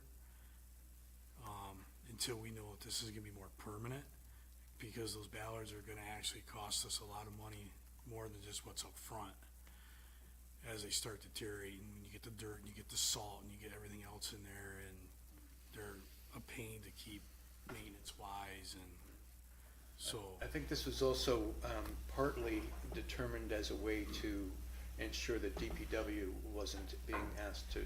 I understand that, but I'm just saying, I don't wanna spend $3,600 now on something that may or may not be a permanent thing, or And also, that's gonna cost us more money going down the road because of the maintenance and trying to take care of them and the fact that they are a pain. And it's just really history and, cause I'm getting ready to buy more because we have the same issue. So, I think we need to try to look at a different solution to closing it down. So is that something that could go to the finance committee?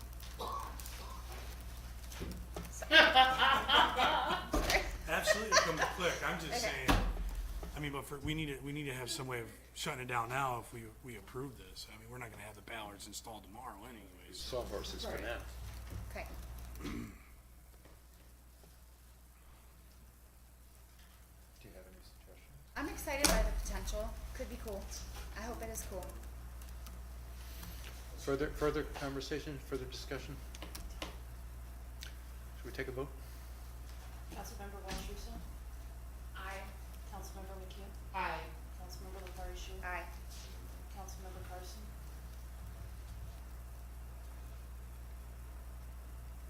Yes. Councilmember Hennigan? Yeah. Councilmember Wood? Yes.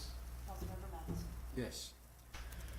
All right, motion number 10, that the common council approves the closure of D Street between Main and Wall Street to through vehicles on Saturday from 8 a.m. to 1 p.m., beginning September 7, 2024, and ending November 2nd, 2024, to allow the farmer's market, only on a farmer's market, to utilize the street. So moved. Katie, followed by Don. Discussion? Everyone's like, I don't know. Discussion, yes? No, I'm sorry. Yes. We are, nope, good on discussion. Being 9 o'clock silly. Warn you out? Yeah. So again, besides what Scott brings up about the Ballard's cost, I still want to use the fact that, it still costs the city money on taxpayers through the use of DPW workers. This is the reason for the It's a ballots. challenge for Chris already to go through this, because this is additional work, but. Right. The intention was that I would take responsibility personally, and then when we have a coordinator, to be installing and then removing the ballards, so that we didn't have DPW being taxed with additional work, especially overtime. So you're suggesting that the coordinator is also gonna be the person that's removing the. I'm suggesting that if I am, that they are, yes. Or if they coordinate someone to do it. No, they could coordinate somebody to do that, yes. But yes. But it's part, it's the job. Yes. But where will they be stored? We're working on storage right now. We're working on, concerns about storage right now and where that might take place. Because we want it to be relatively close on Yeah, this. that's the concern, right? Right. I still think we're getting a little bit ahead of ourselves here by talking about ballards. I think we need to try this first, cause you're also gonna have the expense of, even though they're employed with us, but we're gonna be moving DPW away, I'm assuming, to sit there in whatever the heck that big truck is that they did in front of my house to get my water valve, where you spray the water, cut in and suck it, to make these holes to put these in. So we're still taking away from other projects that we need to be. I just think if we're gonna try this and have it as a trial basis, let's have it as a trial basis, with the understanding that if we do decide, then we'll put that funding in the budget next year to go ahead and make a ballard system permanent and really research them. And, that's just my 2 cents on that. I would agree. All right. I don't think it changes the motion, however, but I appreciate that. Do we have any further discussion on the motion? Well, yeah, actually, it does kind of change it. How so?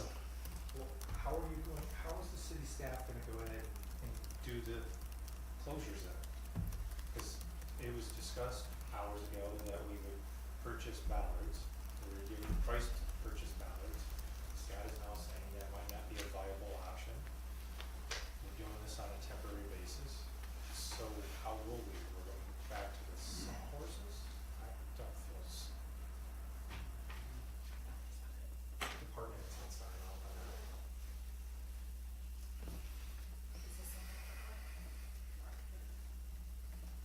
this is all part of the Yes. discussion though, right? It's one motion. I get a sense that if we're saying yes to this one, I understand we said yes to 9, but if we're saying yes to this, that we're saying yes to the ballots, and I'm agreeing with you, I don't think we should purchase the ballots yet. You have experience through your profession with them. Yeah, I mean, we have stainless steel that gives us a whole list of problems, so, and that's ours. Well, can we look at, and I hate to keep dropping things on Cliff, but can we look at alternatives to bollards that are something that an individual like myself or a coordinator or somebody that they recruit to do the job, might be able to handle without bringing DPW into the mix? Are there other options besides bollards? Don? What about a vehicle that's parked there? Yeah. There's a couple of issues around that, aside from how off-putting it is. It's also, it's another requirement of city staff time to be bringing a vehicle in and then moving it, especially when you're looking at the farmer's market. Mark, to answer your question, they do make it's a plastic, a big barricade that's plastic, you can fill with water, and then you can just empty the water out. Yeah. and So we look at other options. Water, but, I mean, that's labor intensive, you're still gonna drag it there, you're gonna put water in it, I don't know how you're gonna get the water, probably, Yeah. So let's just say that there are other options that we can explore. is. And there may be others besides even that. So, one way or the other, we know, I think we're all agreed, we don't want DPW to be doing extra work. We don't want to have people being asked to come in on a Friday, Saturday, Sunday, whatever it might be. And then we have to come up with some sort of some sort of a barrier. And what that is, we don't know, but we know we need to figure that out. We can do that. So, anything else that we want to discuss around this motion? So do we wanna make that part of the motion, or I don't do we think, have to? I don't really think we have to. We all heard me say it. We'll have to come up with something else. And I think, we'll have to, either present options to Click or present options to the council, but we'll need to do something in these next 5 or 6 weeks. Ideal. If, Councilman Welsh, if they don't have any issue with it, we can take it up at Click, I'm good with that. So we'll table the motion for tonight? No, Well, we moved No, we'll take up, we'll try to find alternatives right, alternatives. right, to, Right. to help, Okay. yeah. and also get time. Yeah. This motion is, the reason this is here is because the farmer's market needs to know that they're gonna be able to be in a place. So, unless there's further discussion, we'll call a vote. Councilmember Walsh Russo? Aye. Councilmember McKee? Aye. Councilmember LaParche? Aye. Councilmember Carson? Yes. Councilmember Harrington? Yes. Councilmember Wooten? Yes. Councilmember Mattis? Yes. Okay. We'll go, thank you very much, to the city administrator's report. If it's okay, because my computer died and all my notes were there, we can do this on Thursday. That's fine. Everyone would like that. That's fine. All those in favor, say aye. Yeah, you're right. So my remarks are short and sweet. I want to thank, the police department isn't here, but I want to just acknowledge the Oneonta Police Department, along with the Oneonta Federated Garden Club, planted all those pansies, and it was a great thing to see that kind of collaboration between two groups that you wouldn't normally put together, working together, making Oneonta downtown that much more presentable. So I appreciate that, folks. I also, we have additional business here, a submission of a 30-day advance notice to local municipality liquor license, wine, beer, and cider has been received from Pallet Play and Arcade LLC for the property located at 277 Main Street. I just want to say that I'm excited about this business opening. They haven't opened. They're a long ways away from opening, it appears. Maybe days, maybe weeks, but this 30-day, a lot of times we like to expedite. I can't imagine why the council would want to expedite a liquor license for a company that's not yet opened. So, for what it's worth, you guys may decide that you do want to. Does anybody feel like they want to expedite this? I mean, I would be curious as to why we've expedited a few other ones and we're not considering this one. Yeah. We recently expedited several. Yeah, but they're all been in business. They haven't even, they still have paper on the windows. They just literally were empty 3 days ago, like the space was fully empty. The state on a lot of their stuff, it may just be, you know, that's why they're probably I don't putting know it anything first. about it. Yeah.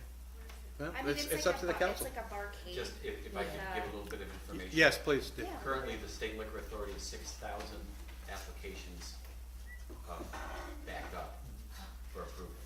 So be aware that anyone who's making an application now is not getting prompt responses from the state. I don't wanna add to that delay, so I have no issue. You do want to expedite it. Yeah, I have Okay. no issue either. So council says yes, that's, all right, so then we will. No need for an executive session, I don't believe. I do want to, unless there is. Katie? No. No, sorry. What? I'm sorry. All right, so this may strike people as ironic, but we got a request from SUNY Oneonta. They want to close Deet Street on the 29th. 29th is Monday, because they're having a grand opening ribbon cutting of the Excel Center. Oh, yeah. And the lieutenant governor is coming down, and a few other dignitaries are going to be there. They're looking to have a closure of, I think, 4 hours. I don't have enough detail to present to council on this, but if you don't mind my tacking this onto the Thursday agenda, we'll keep the rest of the agenda just basically, around our conversation for strategic plan.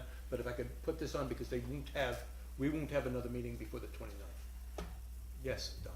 They want to close for just a short period of time?